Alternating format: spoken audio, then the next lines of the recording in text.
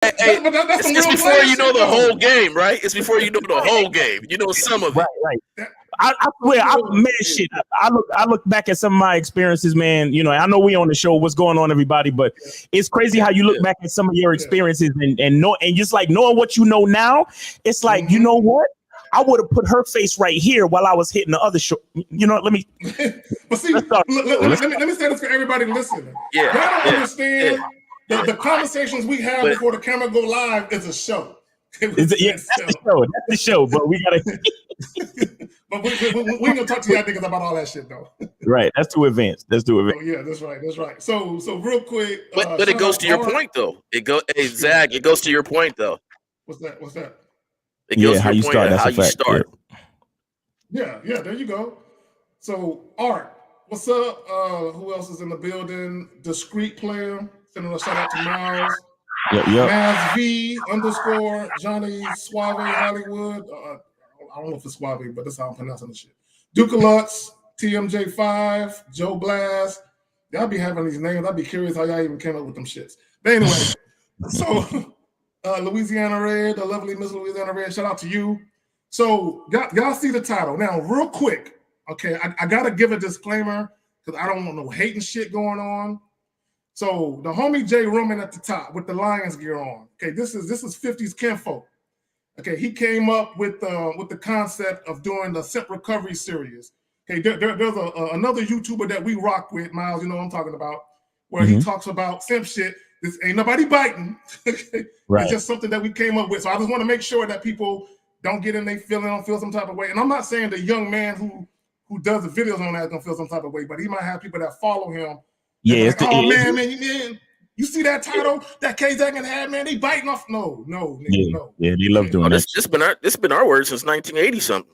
See, there you go. See, we've been calling cats simps for a long time.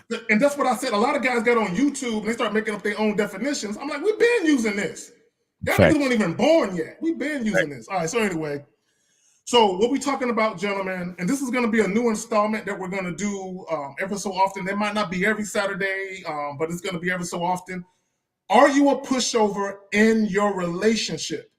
Simp Recovery Series, Episode 1. Now, before I show these clips, do any of you brothers got anything you want to push, promote, or anything like that? Oh yeah, give me the chance. So I got the Masculine Identity Membership, man. Make sure y'all go to masculineidentitymembership.com. Also go to badboymembership.com.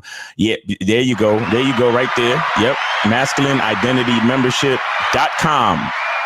Right, all of that .com. Go over there. You could learn how to create a sexual identity, learn how to be grateful, learn how to build an abundance mindset, and learn how to understand who you are as a man. Once you understand who you are as a man, it helps you to understand how to get what you want as a man. And then go to the Bad Boy Membership, where Lucario, the big homie, he provides step-by-step best practices in the dating game, anything from online dating to how to run a relationship, how to vet a woman, how to check a woman, how to your self-image, your confidence, all that cool stuff, man. So go to badboymembership.com, and it's your boy Miles Cunningham. I appreciate the opportunity. Thank you, K-Zag.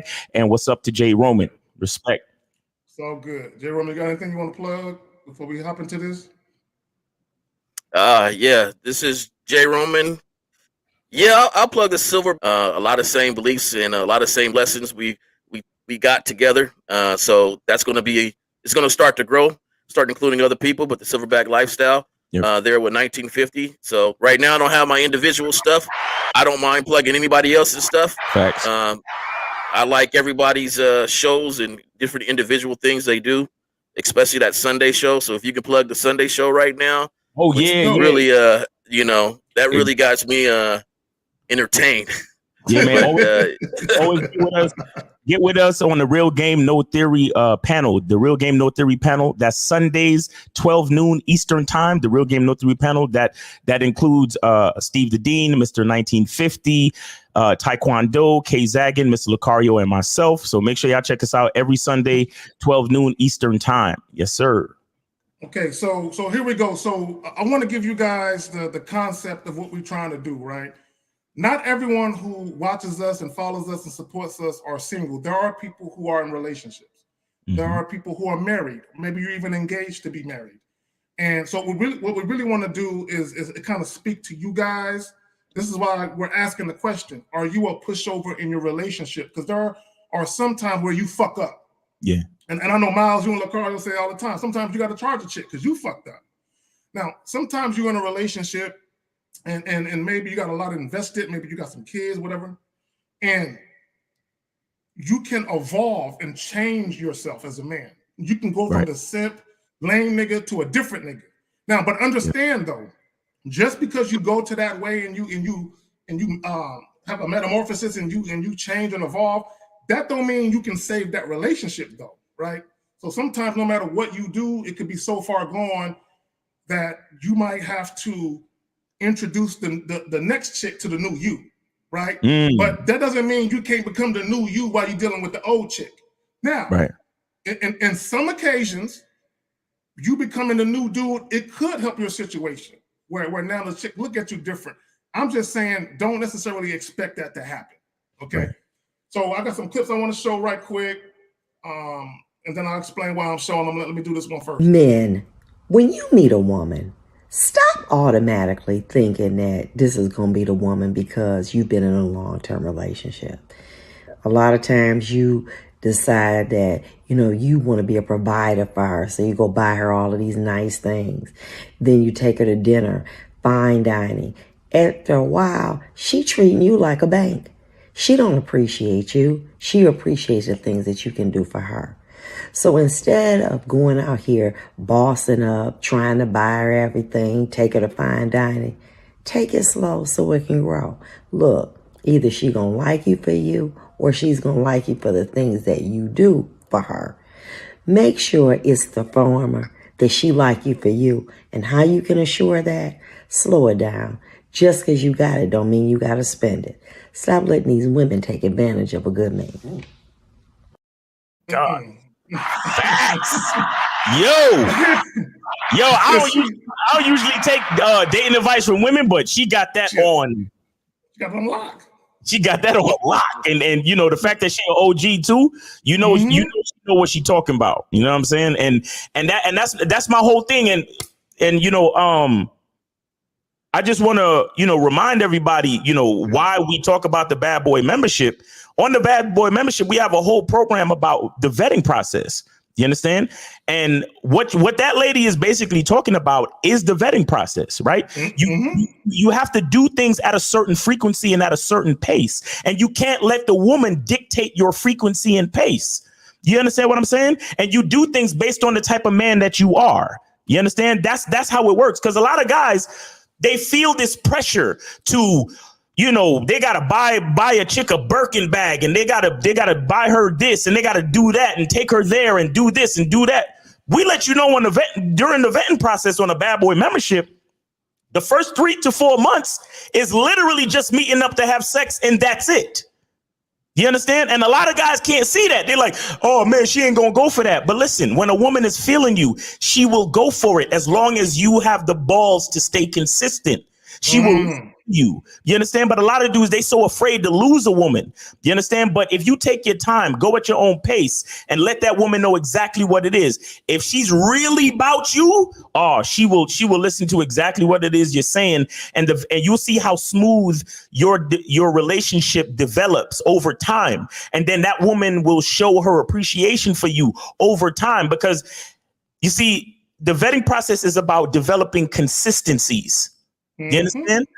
When you jump ahead and you buy a woman expensive things, or you take her out to expensive dinners, like in the first couple of weeks or months, you're jumping ahead. You don't know if she deserves all of this yet. You're skipping steps. Yeah, you're skipping steps, and you're showing long-term boyfriend energy way too damn early. You don't even know if you like this woman yet. You understand what I'm saying? So what that woman is saying in the clip is some serious game, man. And let me say this, I'm gonna pass it to Jay Roman. She dropped a lot of gems in that little brief moment. Okay. And I don't know if guys caught this, but how you start is how you have to finish. So if you start out the gate impressing her with extravagant dates, buying her shit, and me and Jay Roman was talking about this earlier, you have conditioned her to expect those things. Okay, you've conditioned her. So now those things you're doing for her, she associates those things with you and her spending time together. Right. So, and what a lot of guys, the mistake that a lot of guys try and do, and I hear guys talk about this all the time, they'll do all that fly shit in the beginning. Because it's the honeymoon phase, it's new coochie, all that type of shit. But then as months pass by and you get used to the chick, sometimes you realize you really don't like her like that. So what happens is you start to peel back, you start to fall back from the frequency of the things you used to do. Right. That's going to create issues with that woman. It's going to create drama. So, and a lot of guys, they're looking at the woman like, you don't like me for me? Bro, you started out the gate spending money trying to impress her. Right. So that's what she likes you for. That thing, the lady said it. Make sure she likes you for you and not the things you can do for her. Right. That's why when we talk the shit that we talk, whether it's Miles doing a video by himself, myself doing a video by myself, what we doing now, Real Game No Theory, Miles and LaCarlia doing what they do. We try to tell you guys, watch what you introduce to these women. That's why Miles said it perfectly earlier. In the first couple months, it should be just fucking. All you introducing is dick. Condition her to feel your dick and balls. Condition her for that. Right. And then if you feel after some point she is worthy of more than that, then you can introduce some other shit. Jay Roman, you got it. Yeah, I think because you guys mentioned some great points on there, but I want to go a step before what she said. You're trying to come in and create these experiences to get to know each other, but really to get to know each other, all you need is each other. That can happen when you're walking. That can happen at the park. That can happen at the coffee shop. That can happen in any place. Yep. That's why that dude sitting to her at the cubicle at work, who's been talking to her this whole time, has gotten to know her without spending a thing. Right. It's because but they had time with each other. Nothing else. Nothing else was involved. I think a lot of guys go into situations and they lie to themselves about what they really want. If you are not the type of person where you want a relationship, if you're the type of person where you want a relationship, then move like that. Let it be known and talk to her about that. But a lot of times, these guys want to move like they're the fly, smooth guy. No woman could, they out here trying to flash the money, flash the dough. And then all of a sudden, now they're caught in a relationship. And then they have to continue it for that lady to be interested in her because y'all didn't really get to know each other. All you did was create experiences for her that really had nothing to do with you. Exactly. You go out, one time you go out with a lady and you wonder, like, how many times she done been in this restaurant? Right? She been in that restaurant. She has been in that restaurant, especially if you let her suggest a restaurant. She has been there before. She's been there with her other dates. So it's nothing about you that you're creating experience for unless you let her get to know you, who was a new experience for her because you're a new person. Exactly. But if she sit back, it's just going to be the same results. If you're getting the same results, you know why? Because you're doing the same thing with every woman and nothing is different. Right. And to add to your point real quick, the simpler, the better. You understand? Because nobody said you can't go out and do something with a woman, but y'all dudes is going like y'all trying to take a woman to a Six Eagle steakhouse where one steak is $275 when all she really want is to have a hot dog with a nigga. It'd be that simple like that. Because it's early. It's early. I'm just getting to know you. Truth be told, a chick would settle for a hot dog with a nigga, man, a burger, like whatever, like something small and something simple, a walk in the park, literally. Like a lot of guys, they don't take the time to even use their imagination. Like me, I found out that there was this rose garden in my city. Like it's literally a garden of roses, and of course, it blooms at a certain point of the year. You understand? Now I have a woman that I've been dealing with for a while. I've never bought her roses, never bought her flowers ever. Wait a minute, Miles, aren't you the rose petal nigga? I'm fucking with you. Go ahead. Things for different situations, but the point I'm trying to make is I'm fucking with you, my nigga. I ain't spend no money. All I did was pull up to the rose garden. We drove to the spot, and she at this point she just trusts me. Like whatever. Should have named one of the roses. It's hers. like a star. When you buy one of them stars, hey, that's your rose right there. It was right there. We pulled up to the spot and she was just like, oh my God. Like she never saw it before. And she never been to a place like that. And she was like, and she said to me, yo, I'd rather this than if you ever bought me roses. I'd rather come to a place like this than you ever buy me any flowers. It's the experience. The experience. No money was spent. And we, you know, I took some like pictures of her next to the flowers and shit. We took some selfies and shit. And we have a memory together, and it's beautiful. And it was free. You see what I'm saying? It was free and simple. This camera tripping. Hold on. And you know what's so crazy? You know what's so crazy about that though, too, is that it was free, it was simple. However, it was more intimate. It was more intimate to her, which would probably get her thinking way more than if you did take her out to any place. Or buy her flowers. You used the word that you said, intimate. Mm-hmm. Women love intimacy, not just sexual intimacy, but non-sexual intimacy. So, like, to your point, Miles, in San Antonio, they have a Japanese tea garden where they have all these different flowers and different shit, and they have koi fish in these ponds. Yeah. You know how many chicks I took there and they love that shit? Love that shit. It doesn't cost nigga no money, but they're like, you brought me here? Cause they feel like, oh, he likes me. Right. See, this is what guys think. If I spend money and I impress her with, you know, a Brazilian steakhouse or whatever. Now, women gonna grow up, they're gonna eat. They're gonna like the experience, but they're not necessarily enjoying your presence though. Exactly. But they like the experience. See, the Japanese or the Rose Garden you took her to, she was not only enjoying the experience you introduced her to, but she was enjoying the man that she was with. Exactly. Oh, and by the way, that was like a year into the relationship. So don't get it twisted. Yeah. A girl don't get no intimate Rose Garden visits until we're into, you know what I'm saying? We into some time and consistency has been displayed. You feel me? What? You vetted her more than a year? Oh, hell yeah. Where do they do that at? Yeah, where they do that? Where they do that at?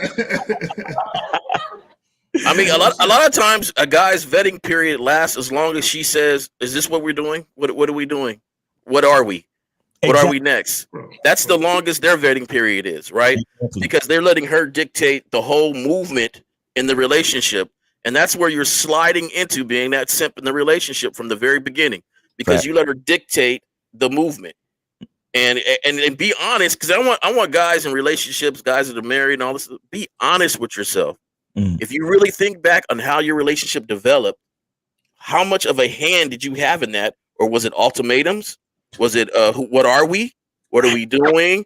I'm about to move, so you better, lock me down or something like that. You got to understand all that set the tone on where you're at in your relationship. It's set. Hold on, you said something. You said it set the tone. It set the precedent.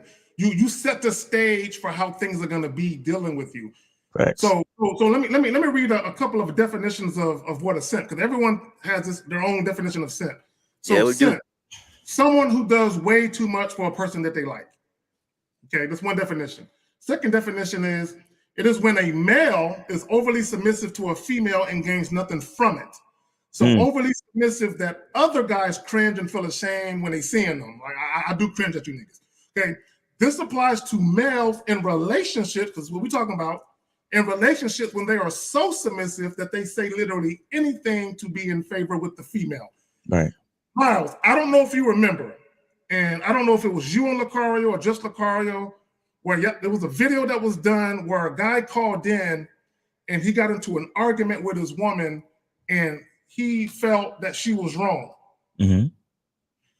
And we can do the call in a minute. I'm gonna say this and we can get the call. Yeah. But he wanted to keep the peace. So, she was mad at him, like, why are you talking to me like that? Even though he felt like she's wrong for this. Mm-hmm. But he let her make it because he felt like she's gonna be mad at me. I'm not gonna get the fuck. She's gonna make me sleep on the couch. So I'm just gonna tell her whatever she gotta hear so I can keep the peace and she could be cool with me again. But anyway, man, we can take the call. All right, let's take the call. All right, we got 646. 646, you are on live on the Manhood is a Skill Set show with K Zag, J Roman, and Miles Cunningham. Name, age, and city. What's up? Shia, 36, Brooklyn. All right, Shia, what's up, man? How you doing, man? What's your question? I'm great. I'm great. Shout out to the guys on the panel. Yeah, man. Appreciate you. So I have two questions. The first is building off of what Kay Zagan was saying about evolving in a relationship. And either it can improve it, or maybe the change is just not really is not bringing you guys closer together. So it may have to, the relationship may have to end. Right. So my question is, if it's a situation where, you know, the guy's evolving, let's say he initially just wanted to be in a relationship with that one woman, then over time he realized that it ain't for him. So he's like, listen, I want to have different women. And the woman obviously probably not going to be okay with that. Is there a way to end that on, you know, peaceful terms? Because she rightfully may be upset. So is there any way to kind of just end that without it being some sort of a big argument? Or do you think that you just gonna have to deal with it and just accept that she's not gonna like it? She's not gonna, you know, she's gonna have a negative, you know, attitude towards you, and just, you know, keep it moving. No, you got it first. You got it first. Okay, that's it. Yeah. He said that's for you, Zach. So is that for me? Yeah. Okay, first of all, I don't care. Look. See, y'all have to get to a point. Let me tell y'all something, and this is just facts. No woman will ever love you more than you love yourself. Okay? No woman will ever care more about you than you care about yourself.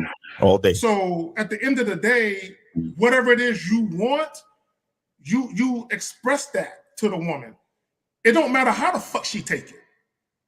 Now she can take it in a positive manner where guys can go forward, or she can take it in a negative manner where she tripping.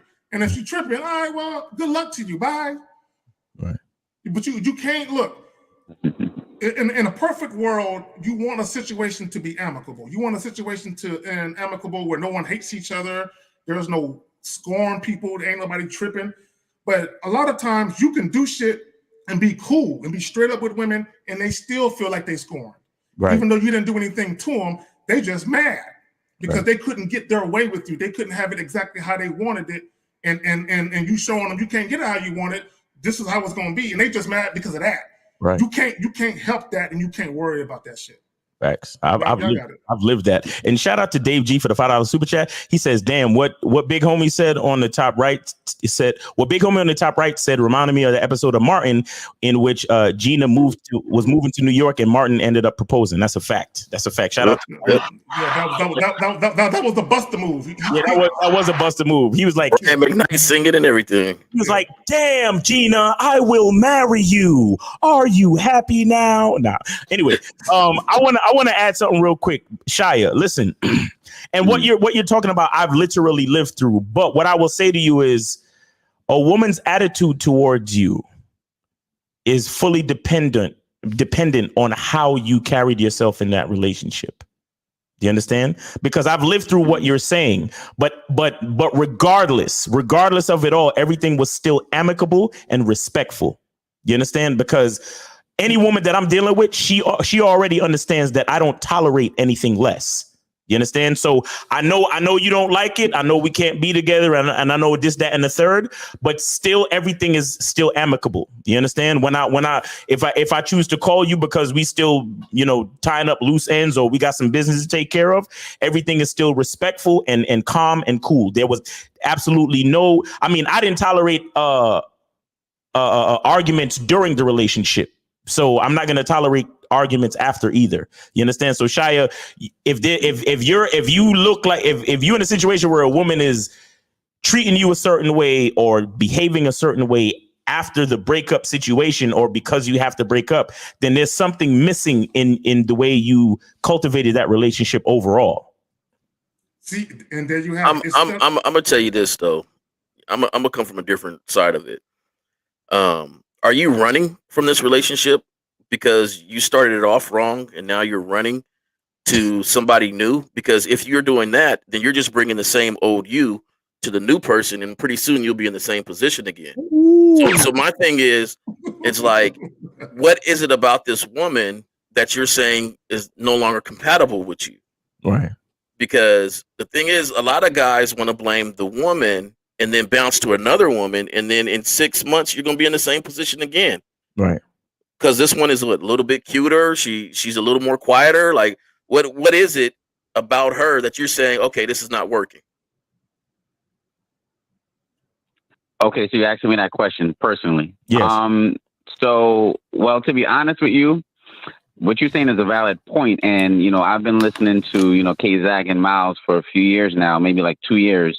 So at this point, I'm aware that everything that happens in the relationship is starts with me.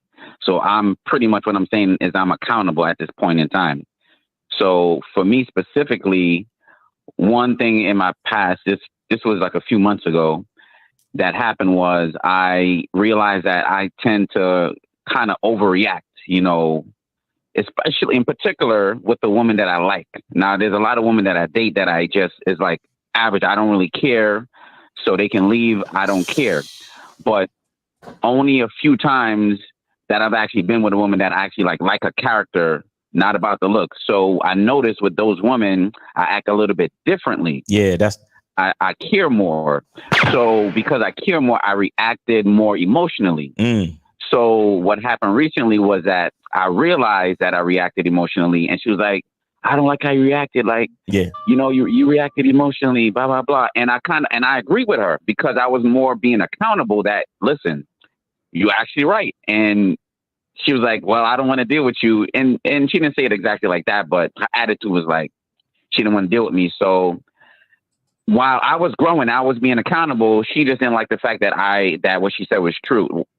So she ended up leaving, and I ended up just being accountable. And for the next time, I'm just going to know that I grew, and, you know, I'm going to just do better for the next relationship. So yeah, that's what I was saying. Well, what happened? When you grow, sometimes, you know, what happened it just doesn't work out. No, what happened is it was your response, bro.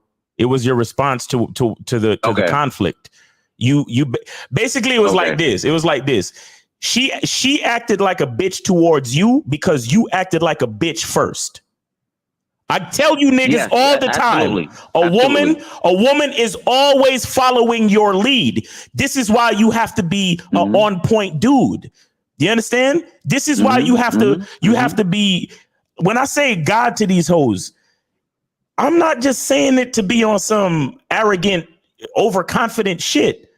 Do you know the type of responsibility that God has? God literally has the world in the palm of his fucking hands. So when you look at yourself as a leader and as a man in a relationship, you have to take full responsibility for all things, especially the way you behave in front of her. Do you understand what I'm saying? So if you're gonna respond all emotional and get all out of character, then what the hell you think she gonna do? No, that's facts, and that's 100% true. So I understand that because obviously I at this point I'm aware that that's what happened. So I just took it on the chin, right? And you know, next time I know, listen, just carry myself the same way with a woman that I don't really like or not really feeling. It just has to be consistent all the way around. But Shia. Go ahead, J-Rom. You got it. Go ahead. Yeah, I was going to commend you for listening to these brothers and actually making those steps, but then you said something that kind of rubbed me the wrong way. You started mentioning the different types of women. Okay. What does that matter? It's all about you. You got to be consistent on who you are. Exactly. So it doesn't matter what type of energy the other person brings. You have the same sort of energy. Damn. Period. Because a lot of times they're coming from other relationships that were the leaders had different energy than you. So you got to retrain them for your energy level, what you got the program is about. You know, I once dated a lady that wanted to argue all the time, scream. I looked her dead in the face. I'm not doing that. This is not how we're going to communicate with each other. So every time she went there, I walked out. We ain't doing that. Now, if you don't like that, then let's tone it down, man. Let's talk to each other. I don't scream at each other. So until she learned that, we never really got through any discussions. Right. She didn't know she had a time limit to change that. Shia, and she did have a time limit to change. I set that time limit. Go ahead, Zach. You understand that? So that 100%. That makes sense. Sorry, real quick, and then I'm gonna pass it back to Miles and J. Roman. This is what I want guys to understand. I want all you motherfuckers to listen to what I'm about to say. once you start interjecting your feelings, I feel. Okay, once you start interjecting your feelings, you become unpredictable. Okay, and that's what I mean by that. Okay, women typically are governed by their feelings and their emotions. So they know deep down inside that they are unpredictable. So once you start interjecting your feelings and your emotions, they're like, oh shit, I got another me on my hands. I can't deal with this, right? So this is why when you, like J Woman said, hey man, we ain't gonna do that. Because he's not interjecting his feelings and his emotions. He's being logical. Like, look, I'm gonna control my environment. When you are interjecting your feelings and emotions behind what a woman is doing, you're no longer in control of your environment. She is. Right. Exactly. Okay, y'all got it.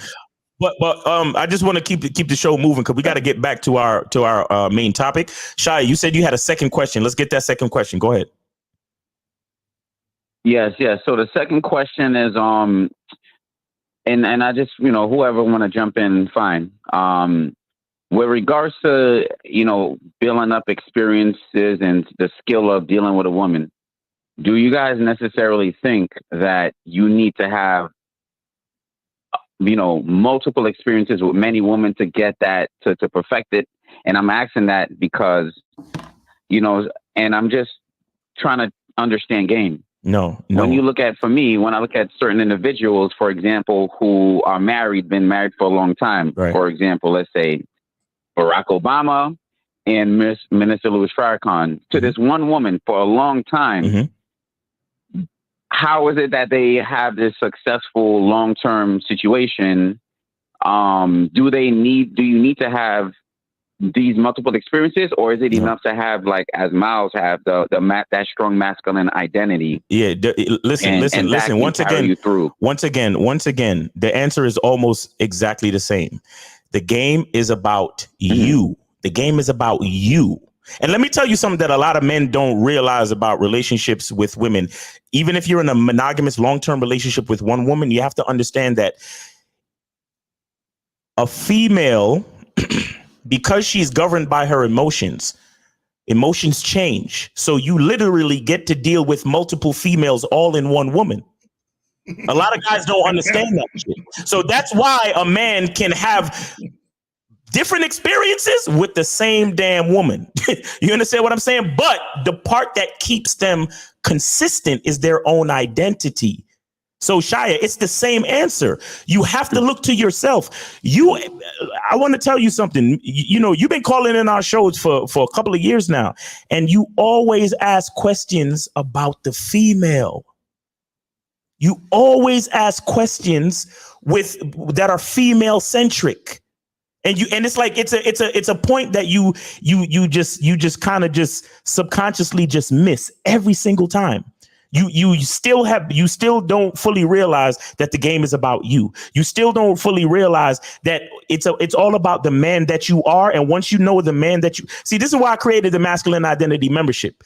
Once you know the man that you are, you know what you'll tolerate. You know what you won't. You know the type of woman you're looking for. You know exactly how you want to design your experience. Because you're sitting there talking about, oh, well, do you need a whole bunch of experiences with a lot of women? All you really need to know is who you are. And then from that, you will understand the type of experiences you want to have.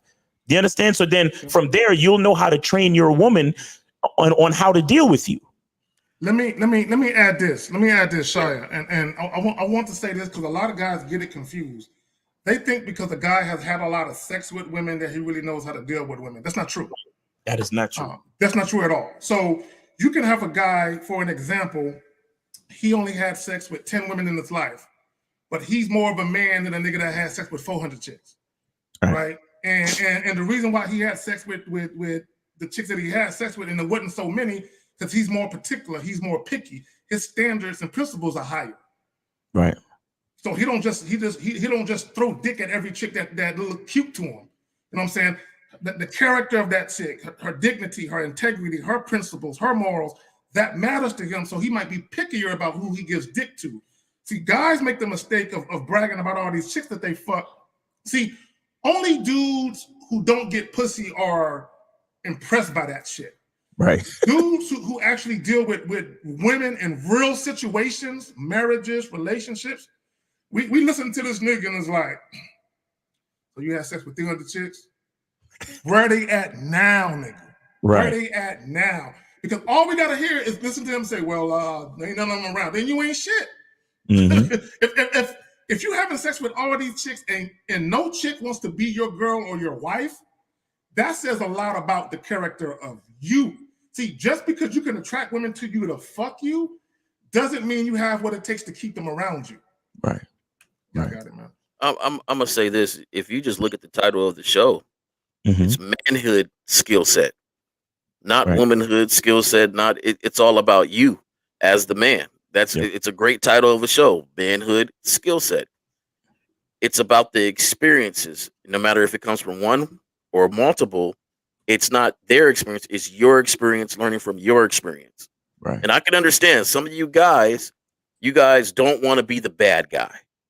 All that's going to do is wind up not being the guy in the relationship because you're too busy worried about her. It's your experience. Either you learn from it or you don't learn from it. And the ones that don't learn from it is going to repeat it over and over again. Right. So all your experiences, Shy, learn from them, improve from them, help yourself out, not her. Don't worry about her. She's going to be all right. The world will help her be all right. It's you that has to learn from these experiences and become better. Facts. And he says something. He said that when he really likes a chick, that's when he start doing that goofy shit. Okay, my thing is, and I always ask you guys, what the fuck do you like about her? Exactly. What type of intangible or intrinsic value is she bringing to your situation? I like outside of her looking cute. Her character. Great question, K-Zach. And I'm gonna answer that question. And to be quite honest, I'm 36 years old. There's only like one or two women that I ever really liked beyond sex. So that's number one. So with the last one in particular, what I liked was more so her character and what she did for me, which was she helped me, with making drinks. I make juices that I sell. She gave me money to invest in my business. How much? How much money? How much money did she give you, dog? Hold on, Shia. How much money did she give you to invest in your business, dog? Yeah.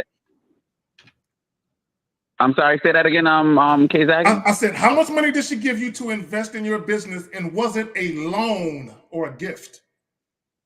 No, it wasn't a loan. Over time, because she gave it over a month, I would say maybe two grand over several months. To invest in your business. Now, let me ask you a question. Now, think about what I'm about to ask. Has this particular woman came at you on some, what are we? Are we in a relationship? What are we doing? Has she done that? No, she hasn't. We've only dated for about 10 months. It's over now, but it was about 10 months, but no. Okay. And why is it over? What ended it? He acted emotional. Well, as I said before, she ended it with you, right? You said she ended it with you? I overreacted to something she did. You overreacted to something she did, but you also asked about the fact that you want to be with other women and her not liking that. So can you expound? Sure.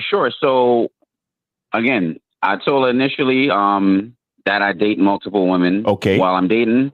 She didn't like that. Uh-huh. So initially, her attitude was standoffish, but she still continued to deal with me.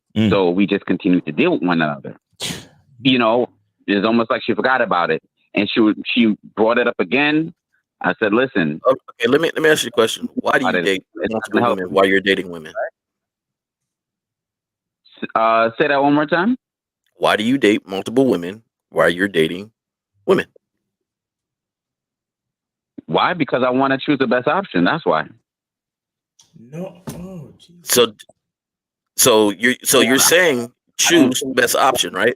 Is it so? Yes, sir. So did you let her know it's a contest and there's a winner at the end?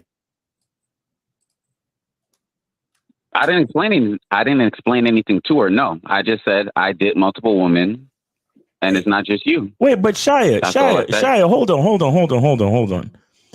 You're not dating multiple women because you want to date multiple women. You're dating multiple women because you're trying to pick the best one. Exactly. Yeah, but exactly. but that's disingenuous, bro. You're not doing it for the reason it's intended for. You're doing it for an entirely different reason. And on top of that, you like J. Roman said, it's not like you let them know, hey, it's a competition, so y'all better behave a certain way. So okay, no. So nevertheless, I would have still even if I liked her, I would still have another woman also, because I don't feel at this point, over the years, I've understand that I can't just settle on one woman. You still did you let her know that? It's not necessarily to just be with this one person forever, but it's also because I can't settle on one woman, but I still want to choose the best woman. Let me say something to you real quick. So for anybody listening, there's nothing wrong with being in a monogamy-oriented relationship with one person.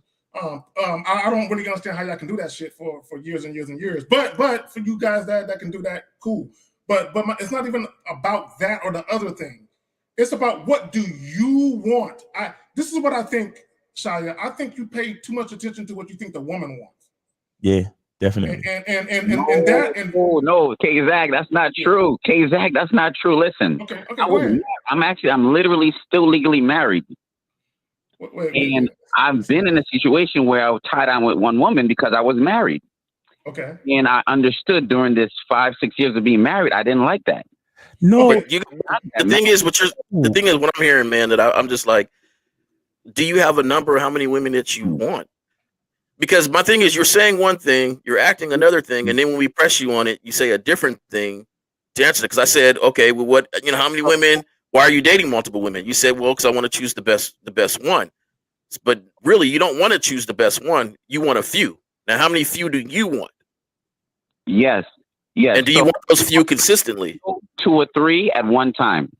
Consistently. 2 or 3 consistently. Okay, so then are you representing yourself like that and coming to her and saying, hey, I got this one.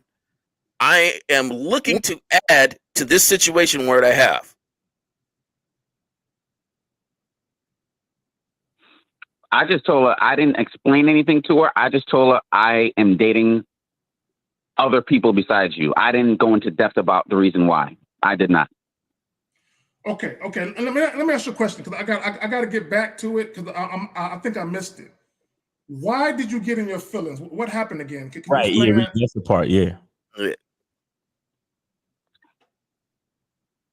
So pretty much, I told her we were just talking on the phone, and I told her to wait. Just give me a day, because I needed to think about something, and I told her to wait. A day for what? A day for what? Me. Wait. Think about what? Think about what? Wait, you needed a day to think about what? We were planning to go somewhere on a trip together. Right? Okay. Who was wait, sir, wait, Shia. Who was planning the trip? Who exactly was planning the damn trip?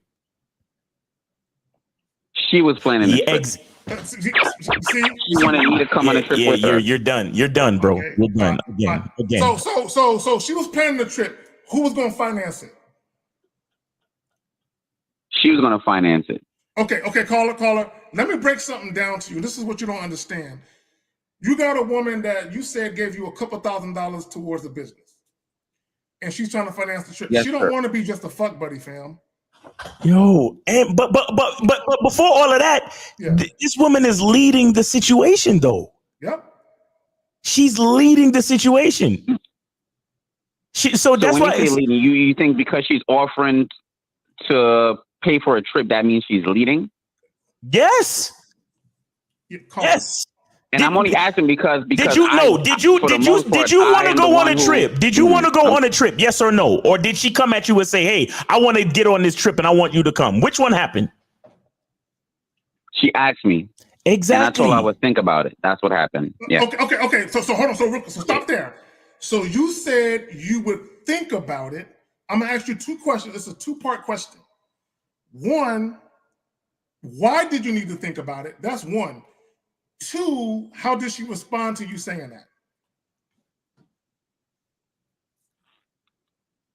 Well, for one, I need to think about it because I have things that I'm doing in my life, and I need to make sure that it's not going to conflict with my schedule. Okay, fair enough. Okay, fair enough. So let's move that out the way. Second one, how did she respond to you saying I got to think about it? She said, "What do you need to think about?" Almost as if that. Not. She said almost as if, right? I should know. I should make a decision. You know. She was offended. She was offended that you said that. No, but let me add to it. Let me add to it, Shia. Let me add to it, Shia. This is why I explained to you that she was leading the situation with the whole suggestion of the trip. Because when you say you have to think about it, she looking at you like, what you got to think about? You know what a part of that statement means? Nothing going on in your life is that important where you need to tell me no, nigga. That's what she's saying to you. Well, you need to hit him with the sniper. Because that's what happened to him. Because there was, hold on real quick, Miles, before you continue. Just give me a second, because I know you want to continue. Because Shia, there was something about the way you were moving and grooving with her where she thought she was a priority in your life. Right. Because you said, I liked her. Let me ask you a question. Hold on, quick. Shia, hold on. You're right about that, Kazak. Okay, all right, so I'm right. So let me ask you a series of questions. How many times? Hold on, Shia. Listen, let me ask you a series of questions. How many times were you seeing her per week? How many times were you letting her spend the night, and were you hitting the roll? So, I mean, seeing her per week, like maybe twice per week, you know. Okay, so answer the other questions. And then, were you hitting it raw? Yes and no. Yes. So yes, no, yes and no, nigga. Yeah, nigga, I'm gonna be honest. If you hit it raw once, then you hit it raw. Period. We're good. Good. And let me ask you this. And so when you would see her, whether it be once a week, twice a week, how often was she spending the night? So every 7 days, give me a time frame of how often she spent the night with you, or vice versa. If I see her twice in a week, at least one of those days, at least half the time. Okay, Shia. So let me tell you what's going on. Okay, and Miles said this immediately when we first started doing the video. Consistency. What you were doing? This is what you were doing, and this is what a lot of you guys don't get. You do boyfriend shit. Mm-hmm. You're doing boyfriend shit. Okay, just because you tell her, see, this is the mistake that you make and other guys make. Y'all think because you tell a woman verbally, oh, it's not serious, I'm fucking other chicks, but your actions are the opposite of what you're telling her. So in her mind, and I said this before, behind door number 1 is just dick. Behind door number 2 is dick and possibilities. You allowed her to open door number 2 and walk in that motherfucker and sit on the couch. Exactly. And let me shout out to Christian Goggins for the $4.99 super chat, and because this is a pertinent question to the conversation right now. So he says, is it bad for a woman to offer things? I thought it was a good thing. Now, shout out to Lucario, right? Because even he did a bad boy membership program last month, talk about, how to get gifts from women and so on and so forth. Here's what I want to say about this. It's not bad for a woman to offer gifts or to offer anything to a man, but it's about the way and the motivation of her offer. You understand? So if I'm a dude and let's just say I'm dating a chick and I'm a fashion model or whatever it is, or I travel, or I'm a YouTuber and I do certain specific things where I use a drone and I got cameras and stuff, and then she says to me, hey honey, I'd love to help with your YouTube stuff. What kind of equipment can I buy you? Or can I just give you like a gift certificate to the camera store and you could go get what you want to help with your situation? That's one thing. Okay. But when a woman says, hey, I think we should go on a trip, and then you say, well, let me think about it, and then she says, what's there to think about? That's not a woman offering something. That's a woman telling you what she wants you to do. Yes. You understand what I'm saying? She's demanding that you go.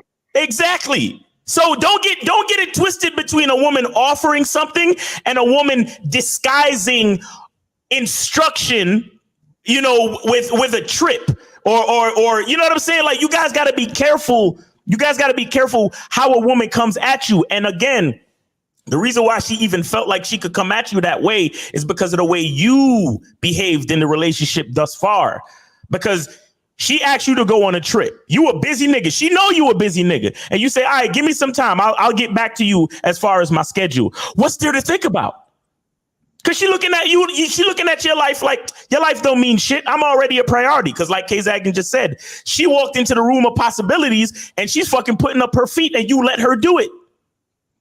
So she wasn't offering you a trip, nigga. She was telling you, you gonna go on this trip with me, whether you like it or not. Yes. Yeah. You laugh because you know it's true, nigga. So wait, real quick. I just want to finish it up. Christian Goggins, that's a good pertinent question for the situation. There's a difference between a woman offering something to you, and then it's a difference between her doing that and actually instructing you, because she's disguising her control with a trip or with manipulation at its finest, my nigga. Exactly. But go ahead, Shia. Go ahead. Nah. Just to wrap up, I just want to say, I agree with everything you guys are saying, and I'm thankful that I'm aware enough to understand that, I messed up. So because of what I did, she reacted accordingly. So, right. All I'm going to do is just learn from this. And I know next time, no matter if I'm feeling a trick beyond the physical, I just got to keep conducting myself the way I need to for myself, and that's that. Exactly. Your actions. It's all good. Like, I messed up. I know I messed up.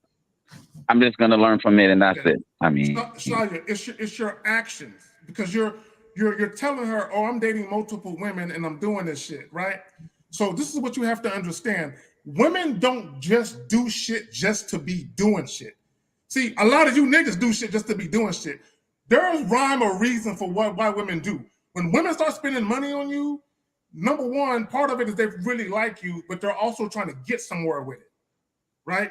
So an example would be this: like a lot of guys, they take women out on dates just so they can have sex, and their main motivation to spend money is just for sex. Her main motivation ain't for sex. She's been getting that. Her main motivation is to creep into your life and lock you the fuck down. I'm saying that's what she's trying to do. So she's listening to what you're saying, but she don't believe, because you gave her cause to pause.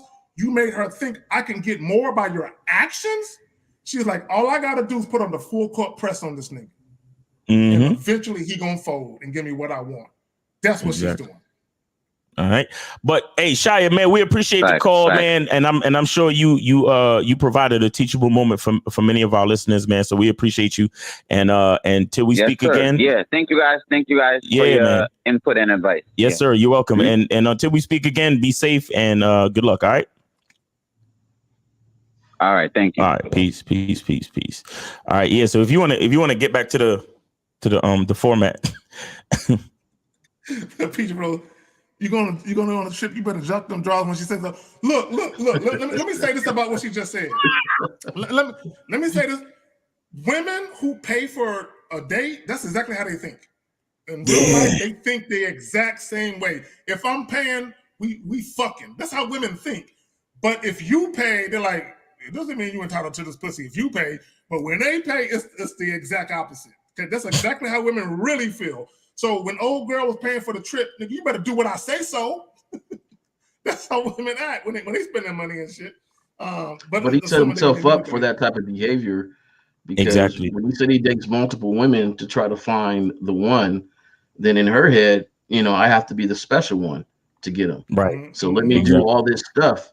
So you got to be genuine to get the genuine action. Like, no, you're not going to be the one no matter what you do. Do you still want to hang around and be around me? Right. You go. So what I'm about to do, I'm about to show a clip. This is Kodak Black with a young lady that he flew out. Before I show the clip, I just want to the purpose of the exercise is, number one, you don't fly chicks out.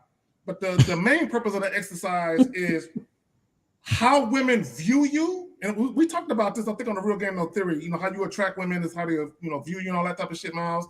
But what you lead with is what the woman ultimately will follow. And depending on what she's following will determine whether or not there's respect in the situation. So let's get it. You didn't offer me to go get nothing to eat, nothing. I've been traveling for 7 hours. First of all, no real nigga is not finna not get no bitch nothing to eat. I told you, it's barbecue. Give up no pussy for no flight. It's barbecue in there. No, I'm not eating no fucking leftover barbecue from yesterday. After you probably had a bitch over here already. No, that's not how you properly do this. I got you on a properly flight. I don't give a with a properly fuck. driver. All niggas want to book me a flight. Okay. So like, what? All bitches wanna drop that neck. I don't want to mention that though. Okay, why don't you fucking fly them out then? The fuck? That's exactly what I'm finna do.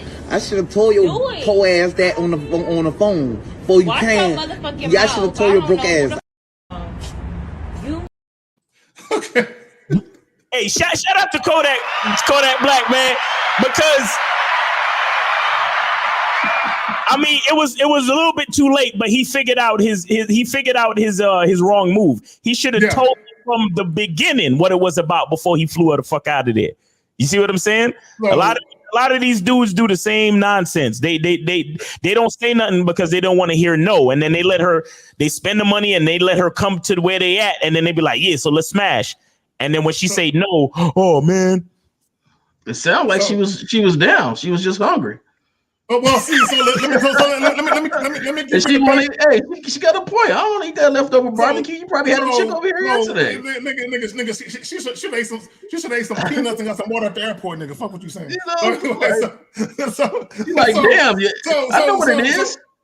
So let me give you the backstory real quick for those of you, because that nigga, he speak Ebonics and shit. You know, that nigga not very bright. But my point is this. So basically, he flew her out to Florida, and I think that the Hurricane Ivan or whatever hurricane was going on at the time. So the flight kept, there you go. So the flight kept getting delayed. So a flight that should have took maybe 2 hours took 7. So when she showed up in the crib, she's hungry as fuck. And so he's like, man, that's some leftover barbecue. Once you snag that, and she's like, nigga, no, take me out to eat. He's like, no, I ain't doing that. So she got mad at the nigga, and then when he started talking the shit he was talking, she said, watch who the fuck you talking to. See, for a chick to tell you watch who the fuck I need y'all to understand how disrespectful that shit is, right? So, but to me, everything was on him though. It's 100% on them. Number one, why you flying her out?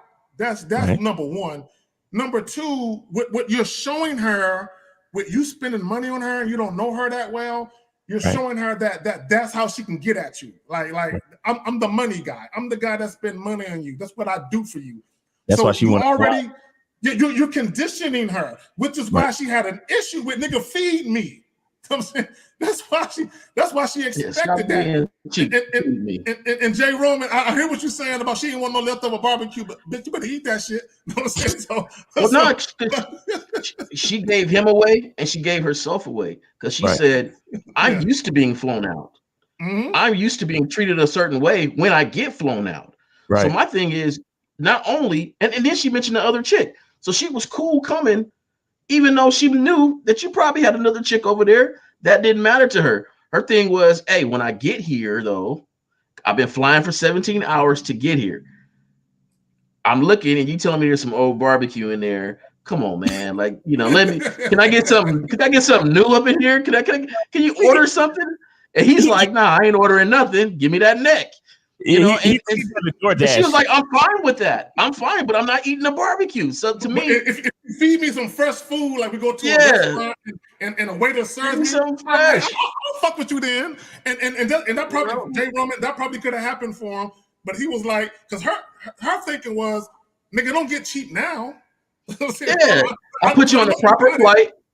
I put you on a proper flight, he said. I put you on a proper flight. So that means, I guess a proper flight would be first class for me, like, business class. He said properly because his ass can't talk. So I'll put you on a properly flight. I'm like, a properly flight, So she said, yeah, you did. But you're going to serve me leftover barbecue.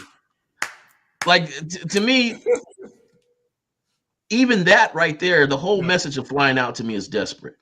The whole message, to me, just screams desperate. Like, I'm gonna fly you out, You know, you probably look a certain way, and that's why I'm flying you out, because you look a certain way. Yeah. You know, and she seemed like, unlike some other ones, she was, I'm down. I just want to eat some barbecue. But his whole presence. So imagine starting the relationship from that point on.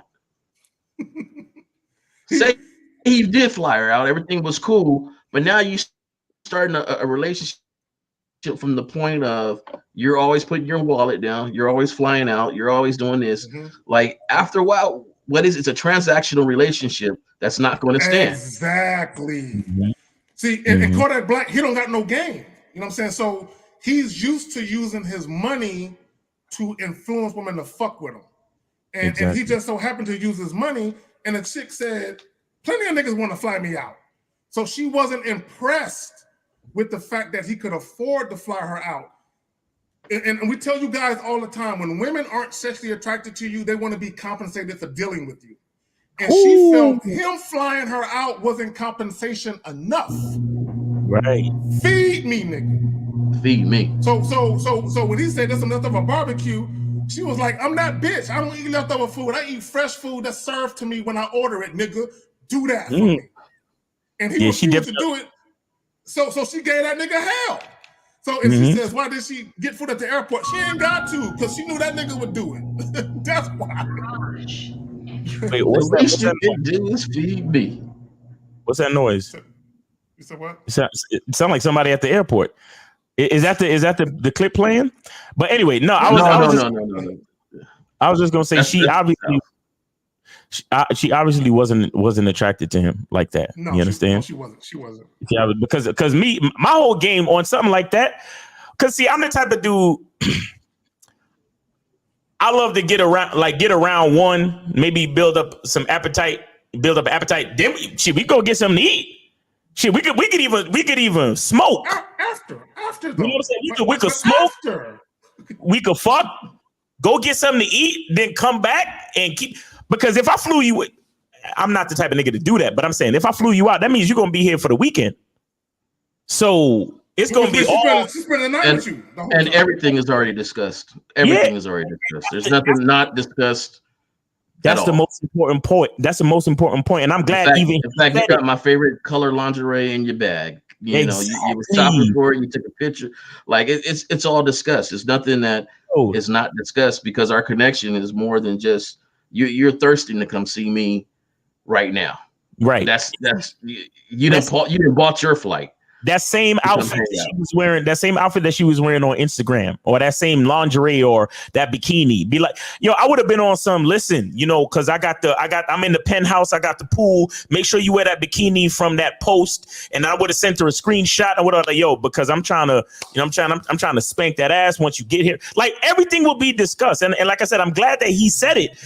Because he was like, I should have told your whole ass before you got here what it was going to be. and truthfully, when he said whole ass, that's what kind of ratcheted up the situation. It set her off. It set her off. For her to be disrespectful. So once again, fellas, a woman was following a man's lead, because there was a little bit of contention, but she didn't get like real disrespectful until he said, I should have told your whole ass what it was before you got here. You understand what I'm saying? So guys, understand that a lot of the situations you find yourself in with women, they arise and they metastasize based on your behavior. I gotta use a glossary. So I want to. Some of you guys might look at the title and talk about relationships and wondering why we're talking about this. And I'm gonna connect the dots because I don't want to assume anything for anybody. But like K-Zag has been saying repeatedly, a lot of times, how you start the relationship is what that relationship is going to fester into. So that's why we're talking about the beginning. We're not just going to, jump to the relationship, because a lot of you guys need to understand, how did I become a simp in this relationship? I started like this. I started like that. We were cool. Well, the way you start this relationship, if it's transactional, well, guess what? Throughout some point in that relationship, when you don't want it to be transactional, you're upset that it is, and you're wondering, how did it get to that point? Well, you started it like that. If Kodak Black started this relationship, say he had enough game to get through that, 4 months down the road, he goes to fly or do something. Hold on. Why don't you do this for me? Why don't you do that for me? Hold on. Why ain't you just down for me? We didn't start that way. We started transactional. So I just wanted to say that before we go on. So, and I got a clip to go into once you in a relationship, what happens to you when you fucking up? Let's go. I think it typically goes like this, right? Let's just use sex, for example. Right, when you're dating a woman, or when you first start dating a woman, right, most women are giving up that sex at a very rapid pace, very frequent pace in the quote-unquote honeymoon stage, whatever the case may be, advertising that this is what this man is going to get if we get into a serious relationship. And then typically throughout the relationship, quote-unquote, life happens. So that frequency drops. And typically how a man will go about that, he'll say, hey, baby, look, man, I don't feel like we're having sex. Like, what's going on? Man going to try to inquire and find out, like, why is this change happening? Right? And a woman, again, women don't take criticism well, so she's going to probably flip it. Well, you're not romantic enough, whatever the case may be, or whatever. So he'll be like, okay, you know what? I'm going to try to use that. I'm going to try to implement that. You say, I'm not romantic enough. All right, cool. He's going to go plan a trip, take you to a favorite restaurant, get you a massage, and the sex will pick up for about a week, 2, max. And then it'll go back to what the mean is, which is what I didn't agree with, right? So, like, men communicate it, but women don't make permanent fixes to what we actually communicate. You bitch ass nigga. Okay, hold on. Let me say this. And look, I'm gonna tell y'all a story to go with what he was saying. Okay, I'm gonna tell you a story because, and we talked about this. We talked about this before we started the joint, where and Jay Roman he used it so eloquently. Do you need a substitute? You know what I'm saying? You need someone to step in for you. You know what I'm saying? So I told this situation about myself. How I had a situation one time where I was dealing with a woman where we were sexually attracted to each other and there was sexual chemistry, but somehow I guess she bumped her head or somebody gave her some bad advice, and one day, you know, I get up. And I go in the room and I try to make something happen, and she kind of resisted, and then she starts saying that shit. You know, we don't go out enough, and we don't. And I'm like, I said, look, I said I'm fucking either way. And she's like, what do you mean by that? I said I'm fucking either way. So then she went on to say, because we were in a sexually exclusive monogamy relationship. And so she was like, so you're going to cheat on me? I said, no, I can't cheat on you. How am I going to cheat on you when I'm telling you I'm fucking either way? So she understood that, oh, he going to find another bitch to fuck with. And Jay Roman, we was talking behind the scenes about how you get a little older. Chicks forget that you that nigga. Like don't get it twisted. Like I can get some shit like that. You know what I'm saying? So when I said I'm fucking either way, and I told her, I said, I'm not going to argue with you about this shit. Because he said he asked the woman, why should, I'm not asking a goddamn thing. I'm telling you, oh, you ain't trying to, it's like that? Okay. I got you, baby. I got you. So now this is what's going to happen. So I'm the type of nigga, I would literally go in the bathroom, shave my mustache, go take a shower, put on some clothes, and be like, all right, I'm out. I'll be back at some time in the middle of the night. I'm gonna go out and get pussy that night. You know what I'm saying? Because I got it like that, right? So I'm gonna do that. So once you realize, like, the carry of forward, I forgot about how this nigga was, which is why I was attracted to him to begin with. He's showing that right now. So she ended up grabbing me by my hand after I was talking that shit. She grabbed me by my hand and she's like, I'm sorry. And she took me in the bedroom and we fucked for the next 7 days after that. Because she realized I don't want this nigga to do, you know what I'm saying? And it's not about whether I would have did it or I would have did it, but my point is, what I refused to let her do was turn our relationship into a transactional sex relationship, which is what he was. Hold on, I gotta change cameras. This shit is fucking with me. Okay, all right, hold on.